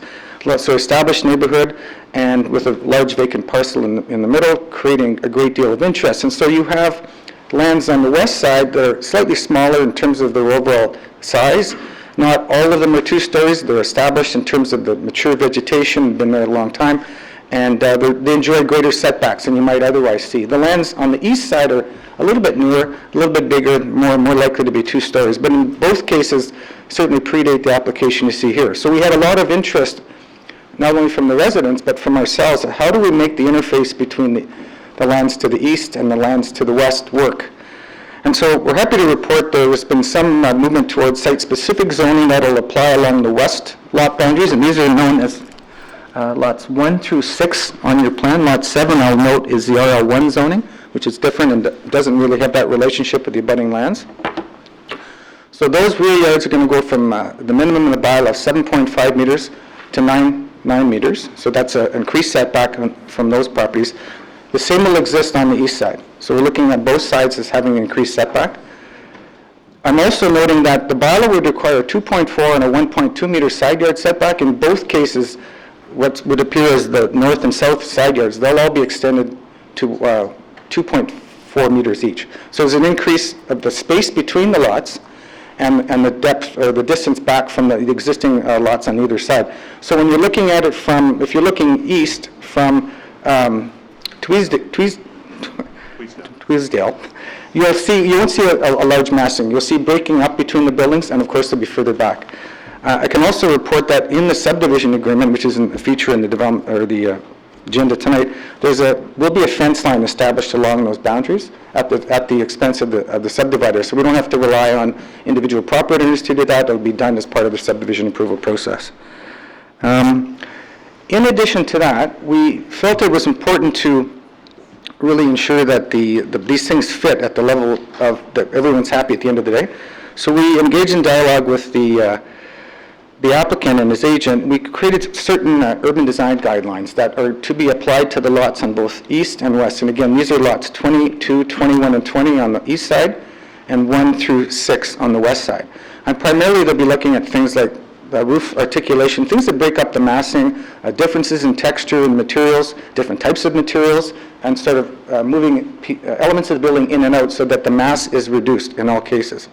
In addition to attempts through good urban design to reduce the massing, we're looking at the introduction of landscaping along that back boundary, and we're suggesting that all of these features, along with the design guidelines, be part of a delegated approval to the Director of Planning to allow for a site plan to be applied to lots 1 through 6 and 22, 21, and 20.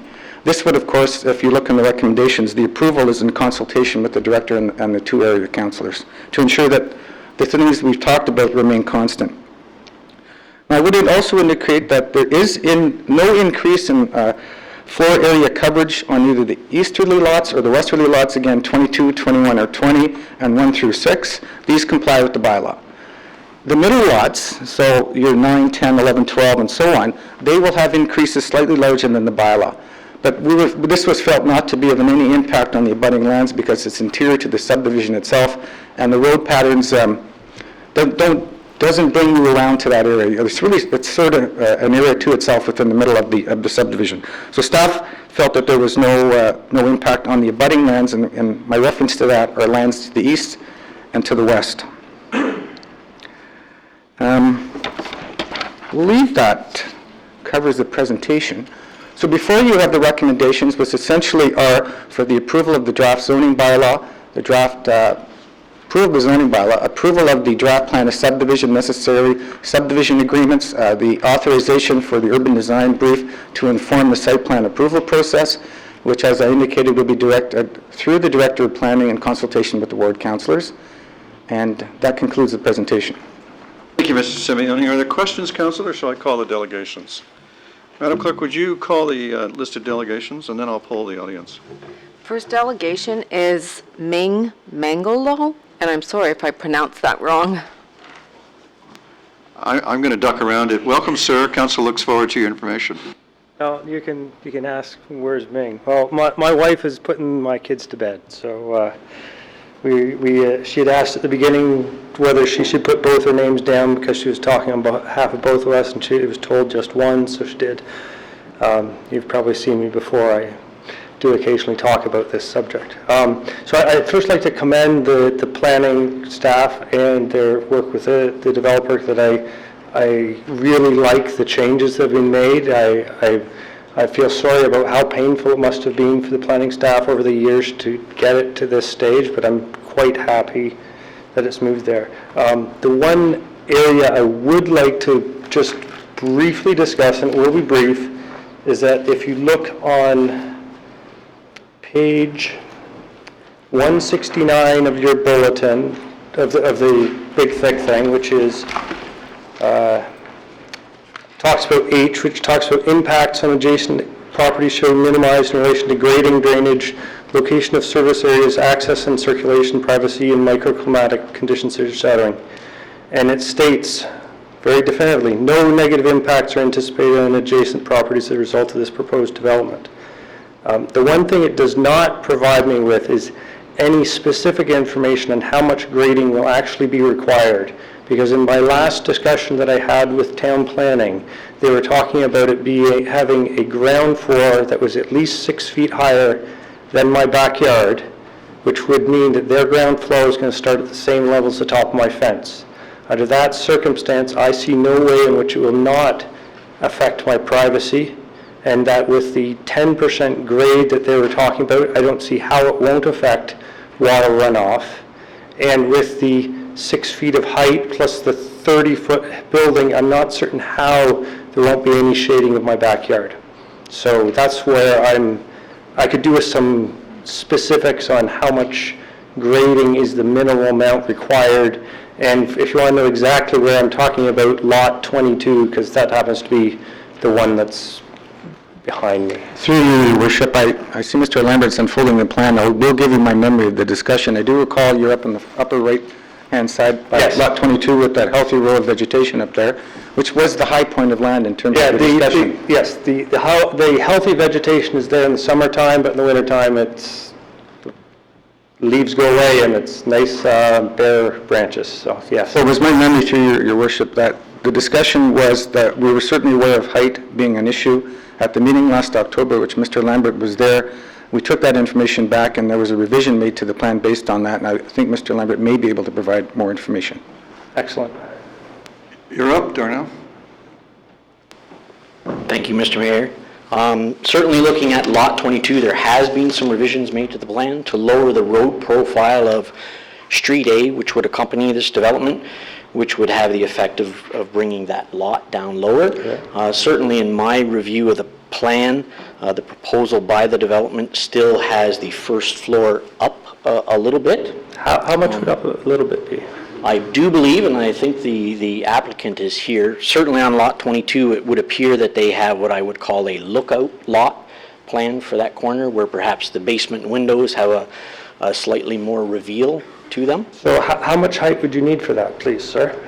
I'd have to pull out that exact section, which I don't have in front of me. I Would don't it have be that 5 here. feet more height than my backyard, or 7 feet? Or- I believe that would be around 5 feet above your backyard. Certainly, when I look at your backyard, from your backyard to the street out in front of you, there's almost nearly a 4 feet differential from the rear of your lot to the front of your street.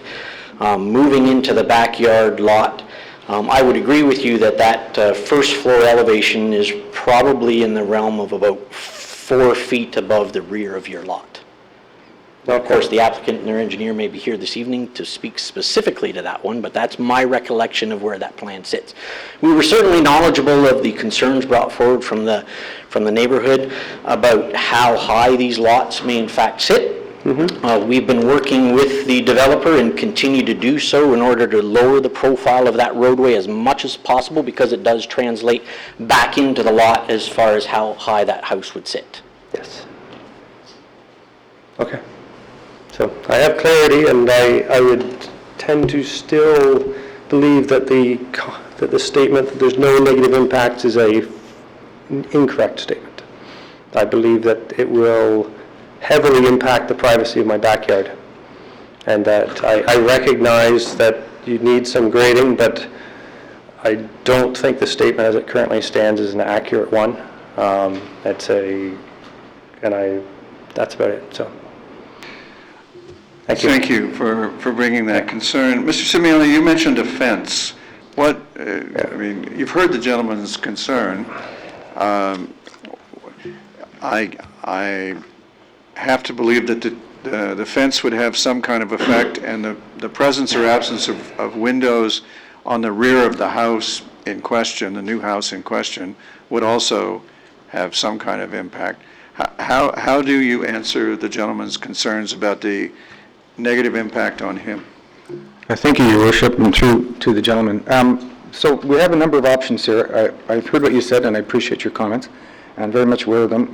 Can remind you that part of our approval tonight, recommended approval of council, is for the use of site plan, which is a further tool on top of the subdivision process. Subdivision, at some levels, is a coarser type of approval. When we get down to the lot 22 and it abuts your property, we'll have the benefit of additional efforts through engineering to reduce grade, and at that point we can apply site-specific site plan techniques with your property in mind, specifically relating to a building permit application. The way this is supposed to work, is my understanding, Your Worship, is that simultaneous to a building permit application, there'll be an application filed for a site plan. So we'll have an actual copy of a real building that's coming here, and not a hypothetical building, which has been provided to us in the context of the urban design brief. We will be dealing with the building, and we have authority under the Planning Act at that level to deal with some of the issues you've raised. Okay, thank you. Yeah, as far as the fence, there's currently a fence that's at the maximum legal height that I've put there, so I don't think a new boundary fence will make any difference, but I'm pretty certain if I stand in my backyard, if I'm 6 feet tall and there's a fence that's 7 feet tall and someone's standing 5 feet high or 30 feet away, that I'm going to be able to see all of them, they're going to be able to see just about all of me. So unless we're allowed to put like a 12-foot fence or something, which I'm pretty certain is outside of Oakville bylaws, I don't think a fence is going to block it. That's my impression. But I think Mr. Simeone may have some good news for you on that front. That'd be great. It'd be great. Fence will be good. I just lost my train of thought. Oh, I know what I was going to provide you with. In the staff report, there's a indication that there will be no relief provided to things like balconies and porches and overlooks of that nature. So no relief means that there'll be no site-specific variances provided to it in the approval process. So what resides in the bylaw is what's there as a starting point. But there is a direction here that we not change those provisions of the bylaw to further cause difficulty with respect to the issues you've described. Okay, so could they have a deck that would be coming out of their back door that would be 5 feet off the ground, coming out 15 feet or so? They could under the bylaw, but again, we'll address that at the time of the issuance of a building permit. Okay. So, Mr. Simeone, what, if I could ask a question on your behalf, what could council add to the recommendation in order to assure itself that you're going to be able to prevent negative impacts? I'm not thinking, through your worship, I can't think of anything specific at this point other than the fact that we have the prepared design brief, which outlines the clear direction of staff and the applicant to achieve the outcomes that have been discussed here this evening. So other than the wording in that document and staff's recommendation, I'm not sure what I can provide. Well, I'm thinking in terms of the site plan control affords us the ability to deal with landscaping, for example. Certainly. And perhaps there could be a 15-foot hedge. I mean, I'm just picking things out of the air here. Thank you, Your Worship. That's an excellent idea. I was afraid of that. Neglected to indicate that landscaping is a feature of that, and we could certainly put larger plantings at certain locations once we have the specifics of the application of the building that's going to be behind this gentleman. Okay. So I hope that gives you more comfort. Yeah. I appreciate all the effort, because I do recognize that you guys do have my interests too. So I just wanted to make certain you're aware of my concerns. Before you leave, Councillor Elgar has your interest and he has a question as well. Certainly. No, actually, my question is of Mr. Lambert. Well then, thank you, sir, for your time. Thank you. Have a good evening. Thank you. And my question to Mr. Lambert is, how does this compare with the height difference which I'm living with right now in Ward 4? And I know you know exactly the one I'm talking about. Through you, Mr. Mayor, significantly different, not near the height differential that you had in Ward 4. I pulled up the plans just to verify my comments earlier, now that I have the sections in front of me, and yes, there is, from the finished floor elevation of the home as it sits currently in the detailed plans, to the rear of this lot, there's a little more than a 5-foot differential. But that is different than what you have in the lot in Ward 4. Roughly how much of a differential do we have on that particular section? I would suggest to you that's probably around 7 feet right at the lot line. There's a setback here of the homes that comes into play. I would suggest you're right. Thank you. Lots of interesting geometry in Oakville. All right, Council, do you have enough information to make a decision? And would someone if so, would someone, oh, there's one more? I beg your pardon, I misunderstood. Call the next delegation. Next delegation is Peter Donlevy. Oh, welcome, Mr. Donlevy. Council looks forward to your information. Thank you, Your Honor, Council. I'll be very brief. I was going to talk about fencing, but that's already been discussed. I think whatever height differential exists at the end of the day, I think town staff should consider increasing the height of a fence as a very simple solution to delivering the intended privacy as stated in the requirements for approval. The planning report mentions that the completion of this development will result in overall drainage improvements to the whole area. That may be true, but I continue to be concerned about groundwater during construction, specifically the displacement of the groundwater.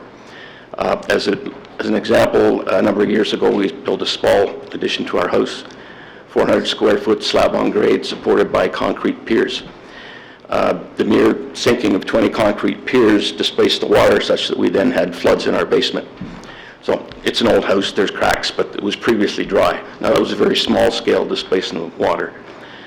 There's going to be very large scale displacement during construction, during creation of the infrastructure, and I'd like the town to ensure that there are some mechanisms in place to mitigate that displacement and the impact on our properties. Well, Council certainly hears you on that issue and shares your concern. I can assure you from many a case that we've had before. Mr. Simeone, I don't know whether you or Mr. Lambert want to wrestle with this one, but in asking you for your answer, I will assure the gentleman that Council is determined that he not suffer flooding from this. Thank you, Your Worship. I'll defer to Mr. Lambert, please. Thank you, Your Worship. And certainly we've heard that loud and clear on numerous applications that have come forward. Certainly for this particular development and a few others that have preceded it in the area, having the sump pumps connected directly to the storm sewer as opposed to discharging into the back of the lot is something that's imposed upon this development. So the sump pumps that do go in these new homes will be directly linked to the stormwater pipe that's out in the street. The gentleman's concern is during construction. Was it during construction or actually as a result of the construction? No, during construction. So during construction, I can assure you that there is a requirement for them to have an erosion and siltation control plan that comes into play that does not have any of the water displaced from this development onto the property. And will you monitor it and enforce it?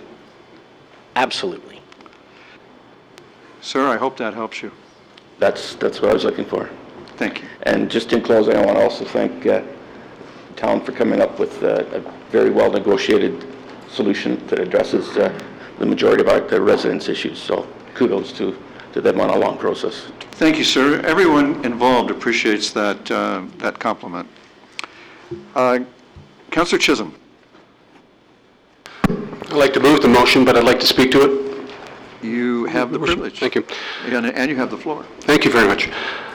Councillor Duddick and myself, mostly Councillor Duddick is involved in this project, and it's a very unique project and a piece of property that, in order to blend into the community and the character of the community, has been well established by staff and working with the developer and so forth. I was very impressed with the whole process and what we had to go through to make this a very nice piece of property that will blend in with the character of the neighborhood. So my congratulations to the staff. Also, I want a special thanks to the Coronation Residents Association, which have been heavily involved with this and speaking on behalf of a lot of the residents in the area. It was a lot of work, and staff were doing their due diligence, and I am supporting this motion. Thank you. Thank you, Councillor. Any other speakers? Shall I put the question? All those in favor? Opposed, if any? And that does carry, and congratulations to everyone concerned on a good outcome. We now move to the recommendation report on item 8 of the agenda. And where did oh, here it is.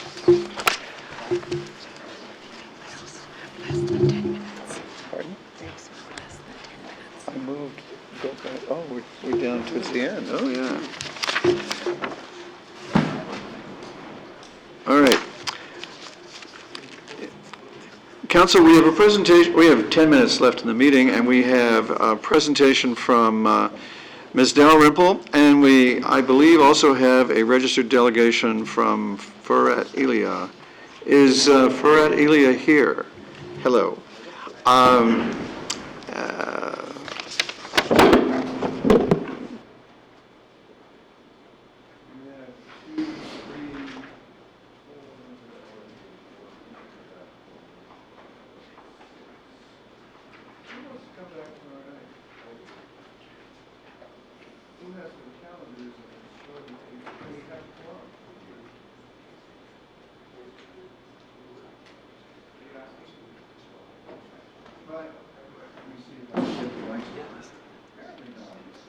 All right.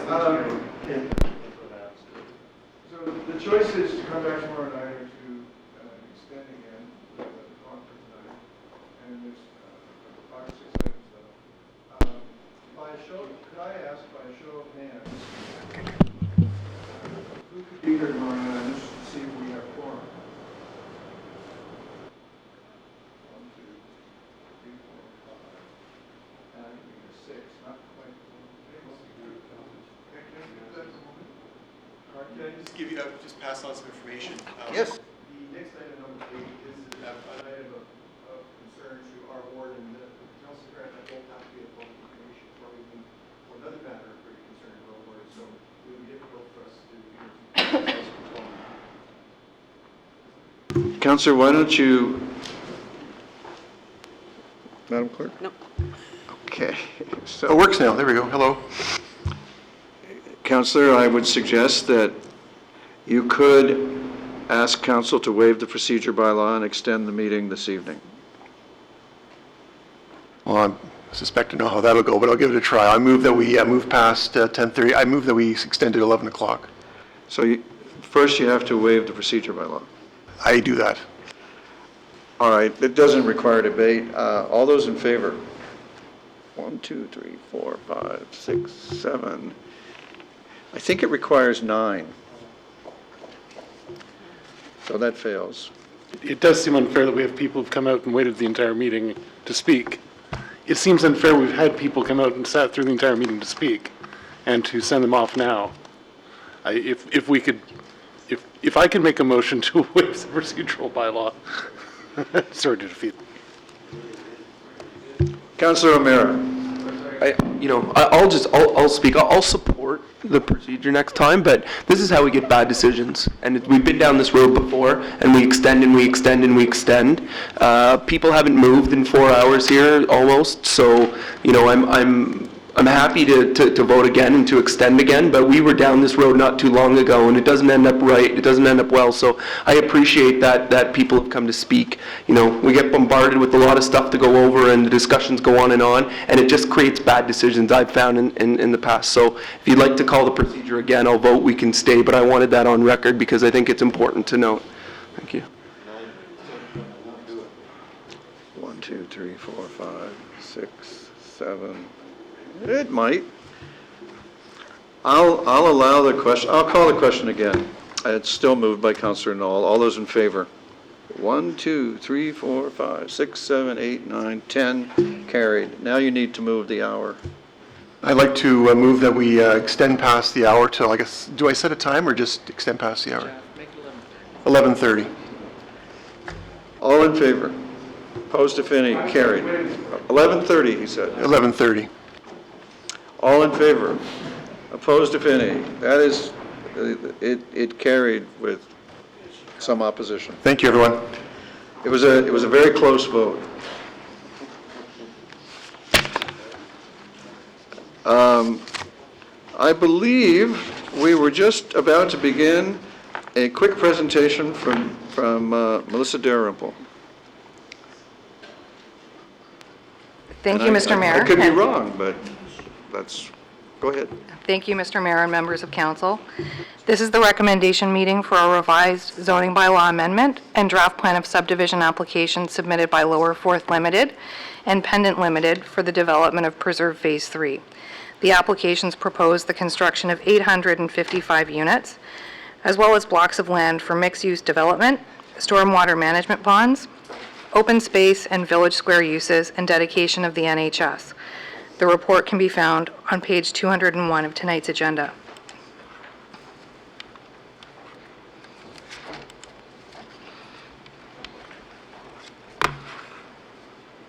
Okay. It won't do anything. Okay. Thanks. This slide provides context for the location of the lands within the broader North Oakville community. This next image identifies the application area and its context with its immediate surrounding area. Surrounding land uses include lands that form part of the natural heritage system to the north, and lands within registered plans of subdivision, including Preserve Phase 1 to the east, Preserve Phase 2 to the south, and Davis Menardi to the west. This slide shows the North Oakville Master Plan, which illustrates the conceptual design for the North Oakville East planning area. The North Oakville Master Plan identifies the subject property as suburban area, general urban area, village square, neighborhood center area with a neighborhood activity node and a natural heritage system. The subject property is zoned existing development by the North Oakville zoning bylaw. The proposed zoning bylaw amendment implements the revised draft plan of subdivision shown on the next slide. The slide before council reflects the revised draft plan. The purpose of the submission of a revised draft plan was to ensure that resident and staff comments raised during the initial circulation of the plan were addressed. The revised plan improves the interface with existing residences on Preserve Drive, located in this area. The revised plan also increases the mix of housing provided by increasing the number of townhouse units provided and introducing apartment units. And in doing so, the density of the draft plan has increased from 26.6 units per net hectare to 38.9 units per net hectare. The revised plan also centralizes the neighborhood center along Carding Mill Trail and also provides for a viable neighborhood activity node within the neighborhood center by including mixed-use buildings that can support retail, commercial, and community uses. revised draft plan also provides additional access to the natural heritage system through the provision of 4 different walkways located in these areas here, and an open space block at the terminus of Street D. The revised applications are consistent with the land use categories illustrated on the master plan and the neighborhood land use category requirements contained in the secondary plan. This slide shows the proposed draft plan in context with the existing communities around it. The proposed development is consistent with the development objectives of the secondary plan, and the elements of the draft plan meet the intent of the master plan by providing connections with adjacent communities, by providing a compact pedestrian-oriented neighborhood, a diverse range of housing opportunities, as well as densities to accommodate transit and trail connections through the NHS. The structural layout of the draft plan creates a defined neighborhood that's focused along the extension of Carding Mill Trail, which is located here, north of North Park Boulevard. The modified grid network provides connectivity to adjacent lands and higher order roads to accommodate transit. The proposed development is also consistent with the ratio for the distribution of land uses anticipated for neighborhoods 1 and 2. The proposed zoning bylaw amendment ensures that a variety of housing types will be provided within Phase 3, including detached dwellings, a variety of townhouse types, live-work units, and apartment units in low-rise mixed-use buildings and 1 mid-rise apartment. The proposed draft plan contains general urban lands containing detached dwellings located both east and west of the neighborhood center that fronts North Park Boulevard. So here are the general urban lands. There are more on this side of the draft plan. The proposed draft plan also contains suburban lands which contain detached dwellings between the NHS and lands designated general urban. So that's located in this location. And then the draft plan contains neighborhood center lands located on Carding Mill Trail between North Park and the NHS. This portion of the neighborhood will contain a minimum of 381 units in a combination of townhouse dwellings, stacked townhouse dwellings, live-work units, mixed-use buildings, and 1 mid-rise apartment. 2 mixed-use buildings with a minimum of 4 stories in height are proposed to be located at the northeast and northwest corner of North Park and Carding Mill on these blocks. The proposed scale of these buildings will frame the entrance of the neighborhood center, while the provision of a transit stop and ground floor area for commercial, retail, or community uses at grade will provide opportunities for animation of the activity node. 1 mid-rise apartment building, a maximum of 12 stories in height, is proposed to be located at the northeast corner of Carding Mill Trail and Polly Drive in this location. The draft plan and intensified mix of land uses proposed within the neighborhood center has been designed to support the use of transit and contribute to the overall objective to reduce reliance on vehicle trips in North Oakville. Open space features incorporated into the draft plan include a centrally located village square, an open space block at the terminus of Street D, a trail network that connects the trail networks approved as part of the Phase 1 and Phase 2 draft plans, and 4 pedestrian connections to the NHS, as well as 2 naturalized stormwater management ponds that incorporate pathways. In addition, the draft plan ensures that protection of the NHS through dedication of a portion of the NHS and implementation of appropriate development setbacks.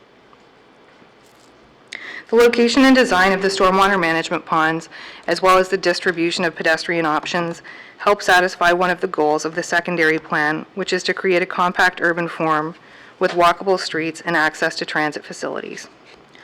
The layout of the proposed draft plan provides a walkable development where open spaces and amenities within the neighborhood center will be about a 5-minute walk of all of the dwellings located within Phase 3.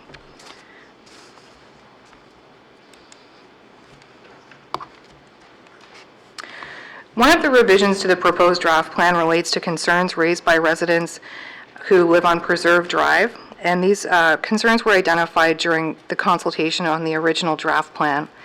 The concerns were raised about the location of what was a neighborhood center zoning adjacent to the existing lands that front on Preserve Drive, as well as the size of the proposed lots. The revised plan proposes to replace the originally proposed neighborhood center zoning adjacent to the existing dwellings with general urban zoning.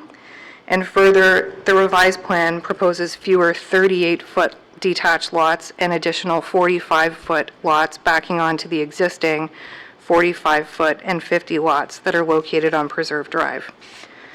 As well, a block and a half of land containing detached dwellings in this area here has been provided between the residents on Preserve Drive and the start of the neighborhood center.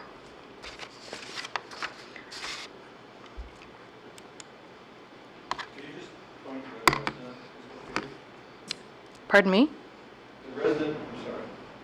You were just referring to a resident, but you didn't point where the resident is located? Sorry, it's residents, plural. Oh. So initially, as part of the public consultation, the residents located along this section of Preserve Drive, north of North Park Boulevard, made commentary about the lot widths in behind them, as well as the location of the neighborhood center zoning. Thank you for the clarification. You're welcome.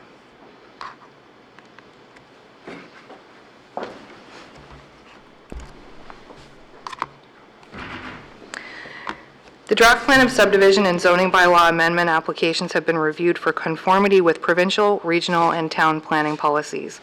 The proposed development will finalize the build-out of neighborhoods 1 and 2, providing a centralized mixed-use area supported by a range of residential dwelling types and densities, with access and visibility to open space amenities in accordance with the development objectives of the secondary plan and the master plan. Extensive technical review has been undertaken by agencies and departments on the revised proposal and supporting documents. Staff recommends approval of the draft plan of subdivision, subject to the conditions contained in Appendix A and B, and as well that the zoning bylaw amendment, as revised by a memo before you from Planning Services staff dated November 28th, be passed. In conclusion, staff put forth the following recommendations for Council's consideration. Thank you, Ms. Dalrymple, for a very good report.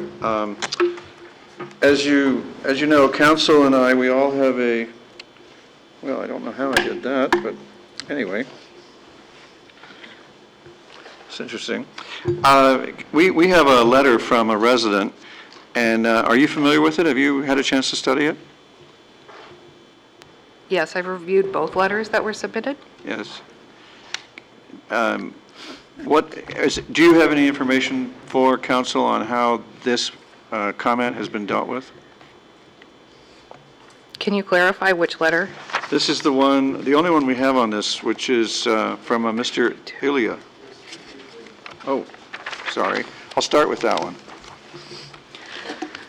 How have we dealt with the comments of the public? That's, I guess, what my question is. Okay. These particular ones. The comment raised by that particular resident refers to a common lotting interface that we do see in North Oakville frequently. So in these types of situations, we do see residents, it's quite normal for a dwelling to back on to a lot and have a side yard interfacing with a rear yard. So this is something that's quite common in North Oakville, and no changes to the plan have been made as a result of the comments. However, late in the day, a potential solution was raised by the applicant to take what you see here, Street W, and modify the location of Street W so that it would come straight out onto North Park Boulevard, which would result in a rear yard to rear yard condition in order to meet the residents' concerns. So staff and principal are supportive of this idea, but we haven't had a chance to run it back past with our partner departments. We are sure that it's feasible, but we would need to make that change as a red line revision after having conversations with other departments such as engineering and transportation staff. And did you get a chance to look at the other two Are there one letter? One more. Yes. So Ms. Singh and I had a chance to speak on the phone on Friday afternoon as well as this morning. And I think that there may be some, a gap between what people think they are buying into and what they actually are buying into. So as we've heard tonight, the North Oakville East secondary plan really intends to ensure we have complete communities that include a wide range of densities, a wide range of dwelling types within each phase of development. And in this case, I think the resident was startled at the neighborhood center and the densities being proposed in that neighborhood center, as well as the heights that are being proposed. But these are the elements of the secondary plan that are important to implement through each phase of development. All right. With that, I'm done. Councillor Grant, you appear to be next. Was actually just going to mention that we do have the two letter writers in the audience to delegate, so. I'm planning to call them, but usually Okay. we take questions from the table first. If the questions are done at the table, Councillor Knoll. With respect to the first document and the potential red line revision, would we be able to deal with this tonight and provide direction to make the necessary changes internally? Or would it wouldn't have to necessarily come back, would it? Through you, of course, Your Worship. Through you, Mr. Mayor. Our proposal would be that you endorse the plan as proposed tonight, and that staff will work amongst ourselves to make the red line revision. And would that have to come back to council, or would the direction be sufficient to get you to the next phase? The direction would be sufficient. Okay. The direction to make that red line revision would be sufficient to make the change. Thank you. And any other questions? I have? In the documentation, red line change authorization is spelled out. Yeah, I want to be abundantly clear so that, mostly for the residents who are present. Madam Clerk, would you call the delegations? The delegation is Pierrot Illa. You can teach us the correct pronunciation. Good evening, Mr. Mayor, all the gentlemen and the councillors. My name is Furat Ilya, like it's easy, Ilya. And thank you for staying late tonight to look at this. Basically, the concerns are very clear. I phrased, just to introduce myself again, I'm living in 177 North Park Boulevard, which is abutting the new subdivision. And I'm a licensed architect with a master's degree in urban design. So I really appreciate the response of the planning department, and I made a step forward just to illustrate the change, which is here. Can we look at this? How to change to the projector? Yeah? Okay.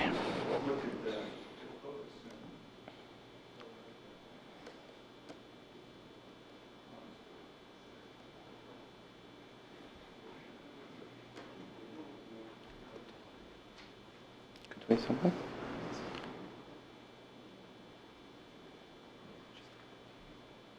Very clear.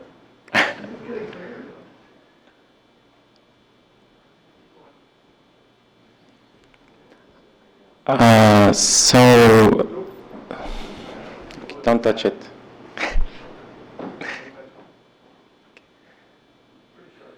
Yeah, so the change to street W is as simple as this, as is illustrated here, which gonna result in a favorable location of the new lot, abutting my lot. And that will solve a lot of issues basically, because all the weird looking shape lots that being proposed will go away, and everything else will go back in shape, I think. So if this is what we're talking about, I think all my concerns are resolved. Thank you very much for bringing your concerns forward. you. Is Ms. Singh ready?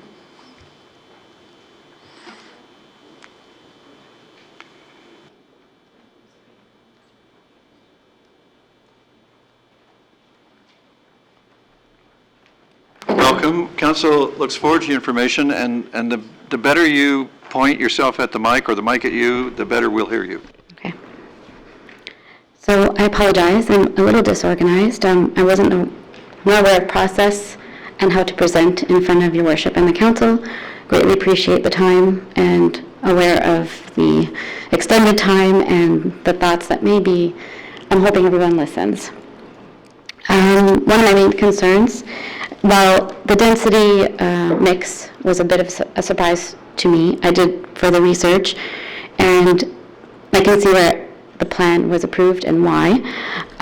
Where the residents are surprised up in northeast Oakville is those plans were approved while or before we were even able to purchase. So our interest in the land development probably wasn't there in this area as we've come in from other cities and towns across Ontario. Possibly actually getting away from these types of mixed developments where we see high-rises being built in middle of communities, an increase in stacked townhomes. And we're looking for that exclusivity and prestige of Oakville with the detached homes and the less dense neighborhoods. My main concern actually in this plan is now really focused on the 12-story building that is being proposed along Poly Drive. I actually would like council to reconsider approving the I'd like council to not approve the revision at this time in order for us to sort of gather our thoughts and to put to paper and more organization on what that means and how that would impact us.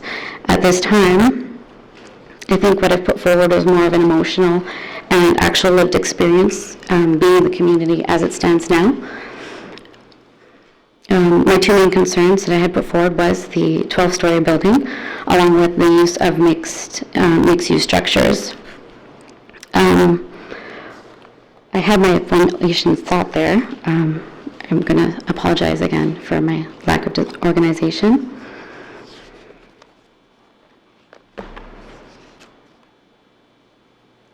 So throughout the various items in tonight's council meeting, again, was the notion of surprise, and then we see parking privacy come up numerous times throughout various site developments. And I think with that, again, it's the communication of when these meetings happen and to the residents the potential future residents that come in. So when these are passed, it's not communicated or shared as part of developers' I'd say promotional materials in that this council has met and this is what we're trying to do and achieve here in Oakville.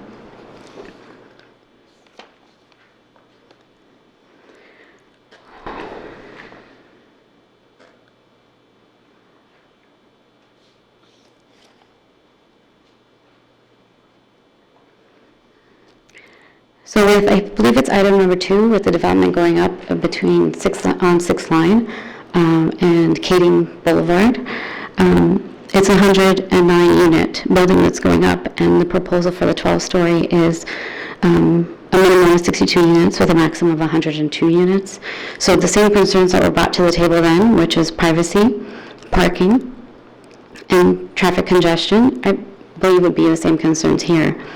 In addition to the concerns on that, we have the natural heritage corridor that when one of the, I believe one of the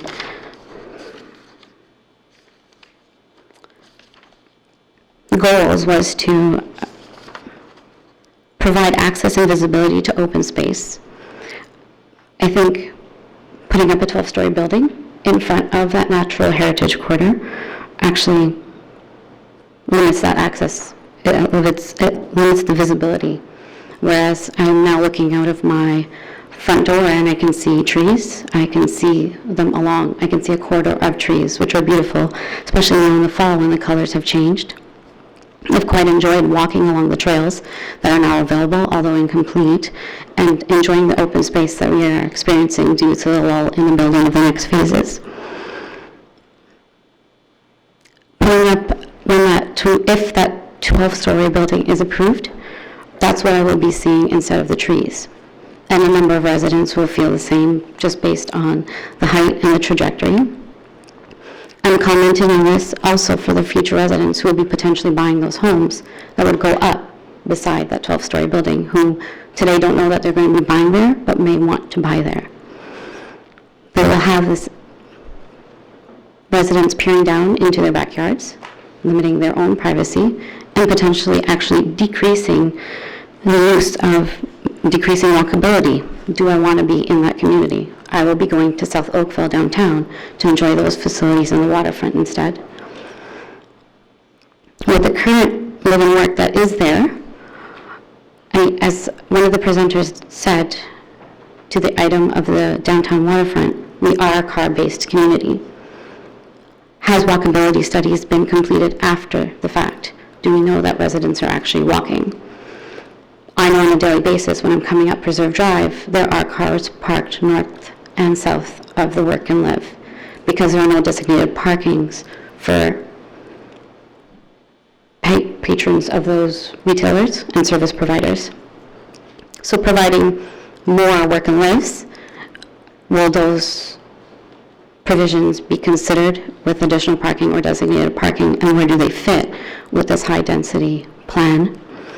I'm not encouraging more 12-story buildings. I'm actually discouraging it. I don't feel that creates the sense of community that I think the Northeast Oakville plan was aiming to achieve.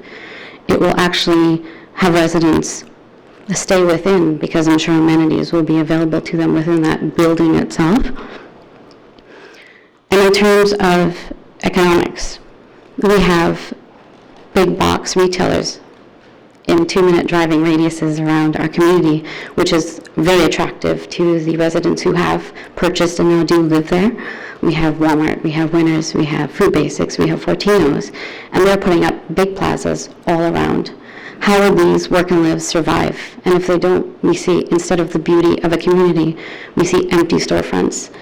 How do we sustain those mom and pop businesses that are enterprising and ambitious in their own way and to be commended, but how do we keep them successful if we're not going to walk there? We're going to be driving to the big box stores that give us value for our dollar and just, I'd say, citizen power in buying, wholesale, etc. So I'm not sure putting up a 12-story building at this time there, if that plan can be approved when residents don't know that they're going to be living there at some point. Who's there to advocate for them, and that their light will be compromised, their shadows will be in their backyard, the trail will be walking right in front there, and instead of seeing trees, I'm seeing a building. I will be looking up and somebody might be looking down. So I would ask council if at this time they do not approve the plan as it stands, but the plan be revised to accommodate the change in Street W and to rethinking on the 12-story building that is in the community being proposed to go there. Thank you for your suggestions and your information. I have a question for you from Councillor Hutchins.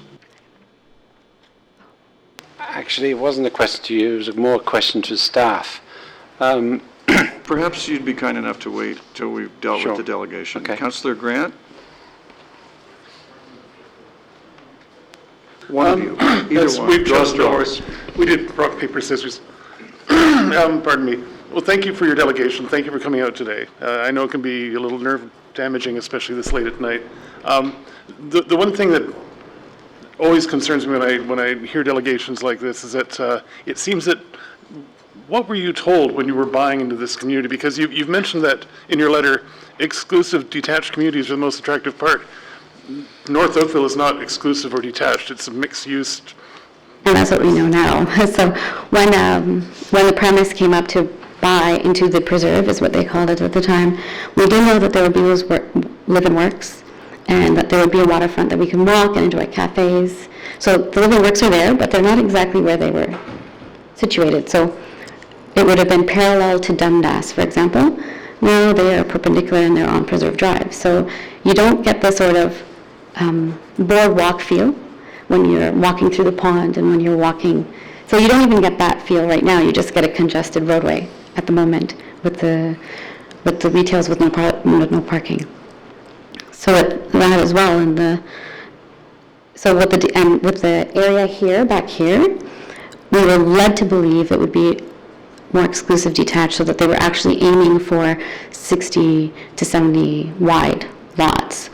But with that, though, I know the previous plan that was approved, that a 12-story building wasn't even considered, so that is brand new to the table, and that is what we're objecting to. And as I've seen in previous items, that homeowners have organized themselves in a better fashion than I have today to convey the thoughts of the community.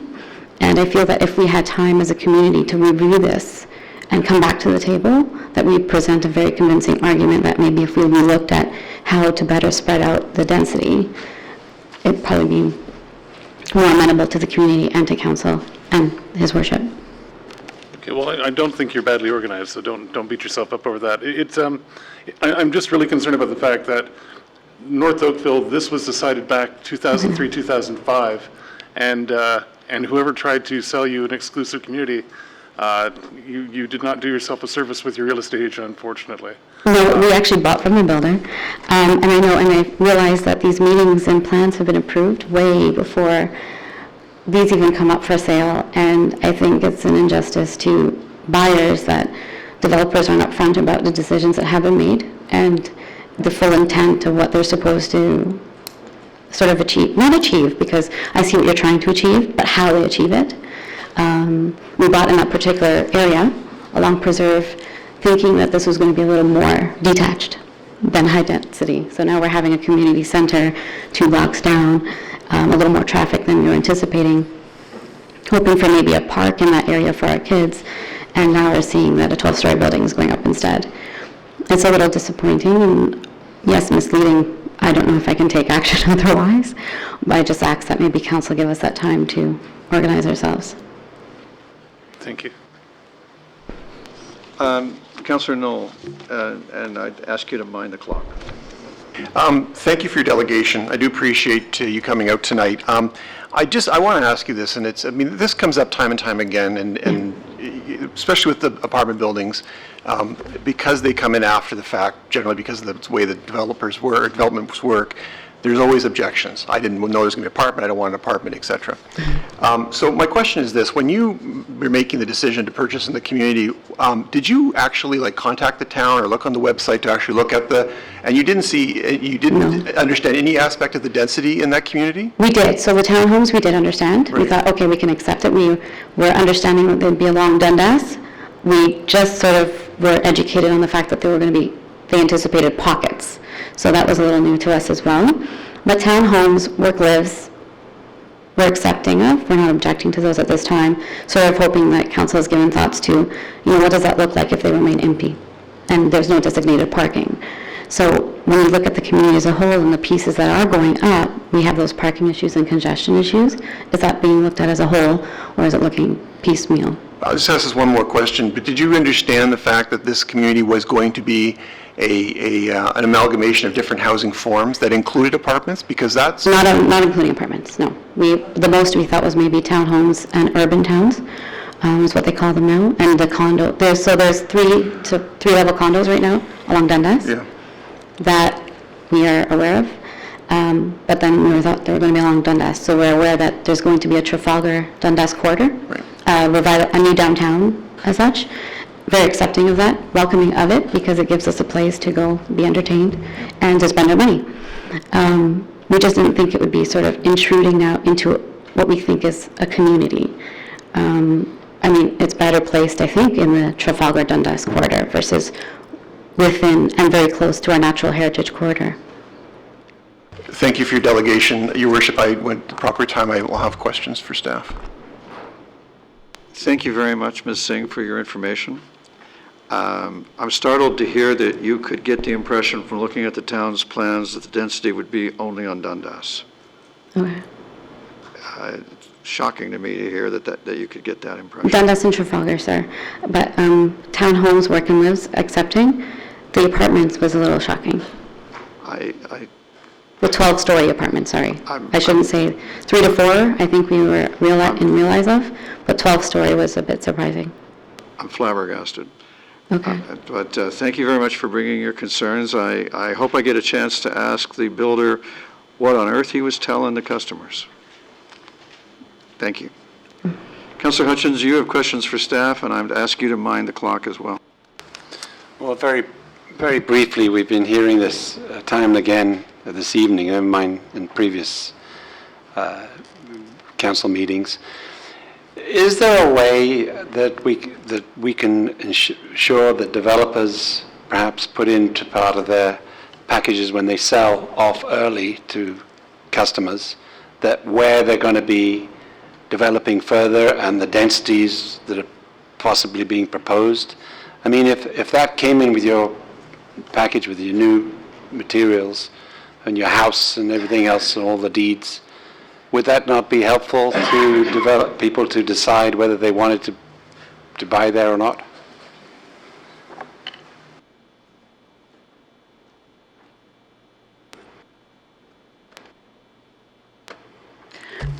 Through you, Mr. Mayor, I think that we have a three-pronged approach to communicating with prospective purchasers in North Oakville, and the first element would be encouraging prospective purchasers to come into the planning department to discuss with staff directly what the master plan states for the future development surrounding any land that they're interested in purchasing. We also have developed a communication strategy for the new communities in North Oakville, and it's a requirement of draft approval that the developer provide this information package to new residents. And also with respect to this development in front of you tonight, if you look at page 244 of your staff report, there are conditions that have been included requiring that notifications and all offers of purchase and sale for lots in certain areas have specific information about the types of development that is proposed to go in vicinity to certain lots and units. So for instance, condition A and condition B relate to the potential height, not only in the mixed-use area at North Park Boulevard and Carding Mill, but also relates to height of the 12-story building. So you're saying there's nothing extra we could do, and Mrs. Singh just basically didn't do her homework? Is that what you're suggesting?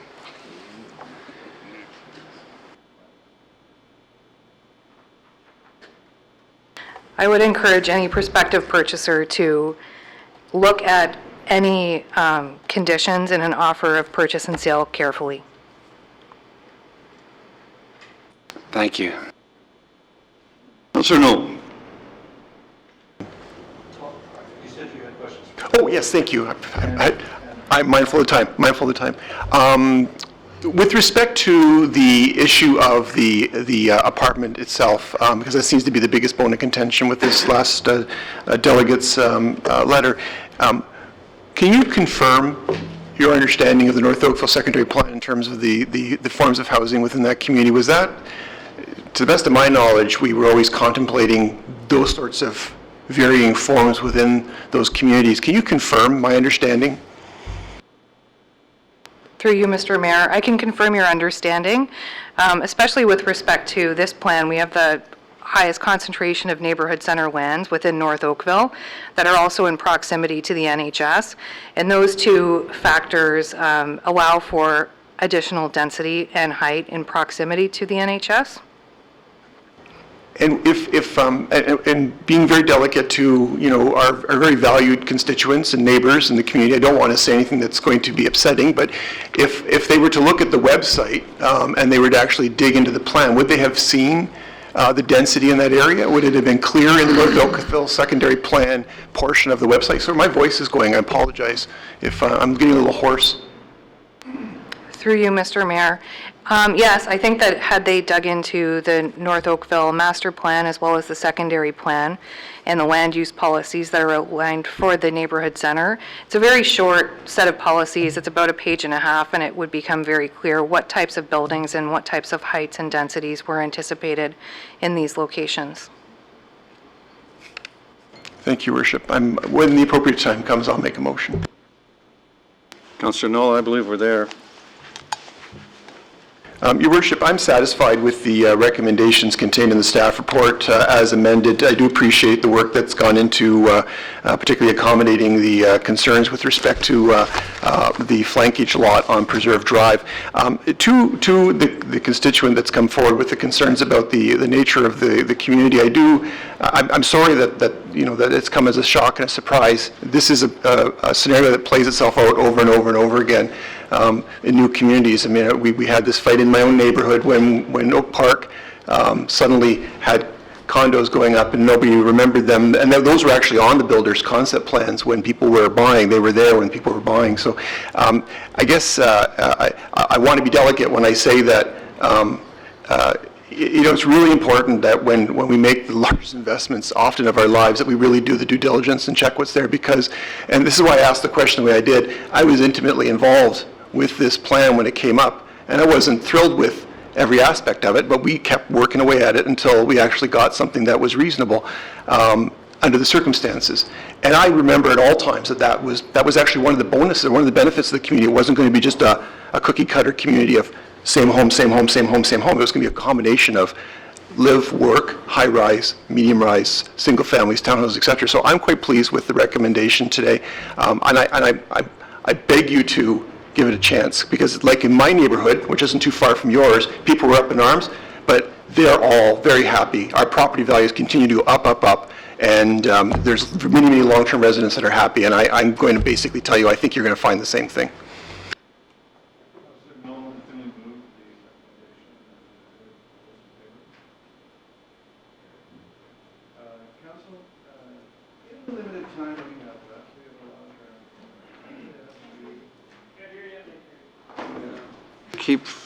It's on this time. Okay.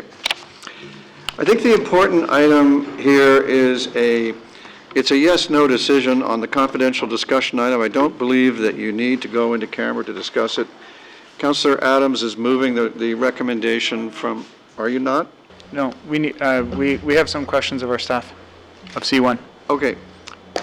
Go. I'm going to try and give them a decision tonight. Oh, you want to go into camera? Yes. All right, then I'm not going to do that. We're not going to make it to 11:30 here. Item number 9 is next. I don't think you need a presentation. You've got a detailed report. Councillor Knoll. Move the staff recommendation, Your Worship. Discussion? Any public members here with information on this item? All those in favor? And that is carried. Number 10. The amendment to bylaw 2016-121 and 2011-115. You have a detailed report. Do you need a presentation? Hello, Council? Councillor Adams moves it. Discussion. All in favor? Carried. Item 11, notice of intention to demolish 340 Robinson Street. You have your report. Do you have questions? Is there a motion? Councillor Chisholm. Councillor Chisholm moves it. Discussion? All in favor? Opposed, if any? Carried. Number 12, request to amend Heritage Designation Bylaw 1990-109. We have a delegation. Is the delegation still here? Oh. Would you please come and give us your information?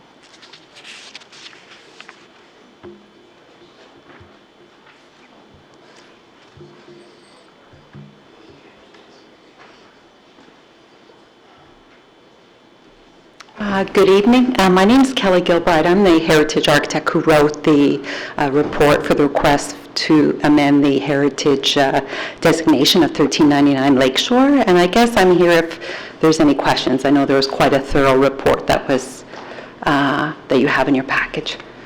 Thank you for that. Councillor Giddings has a question.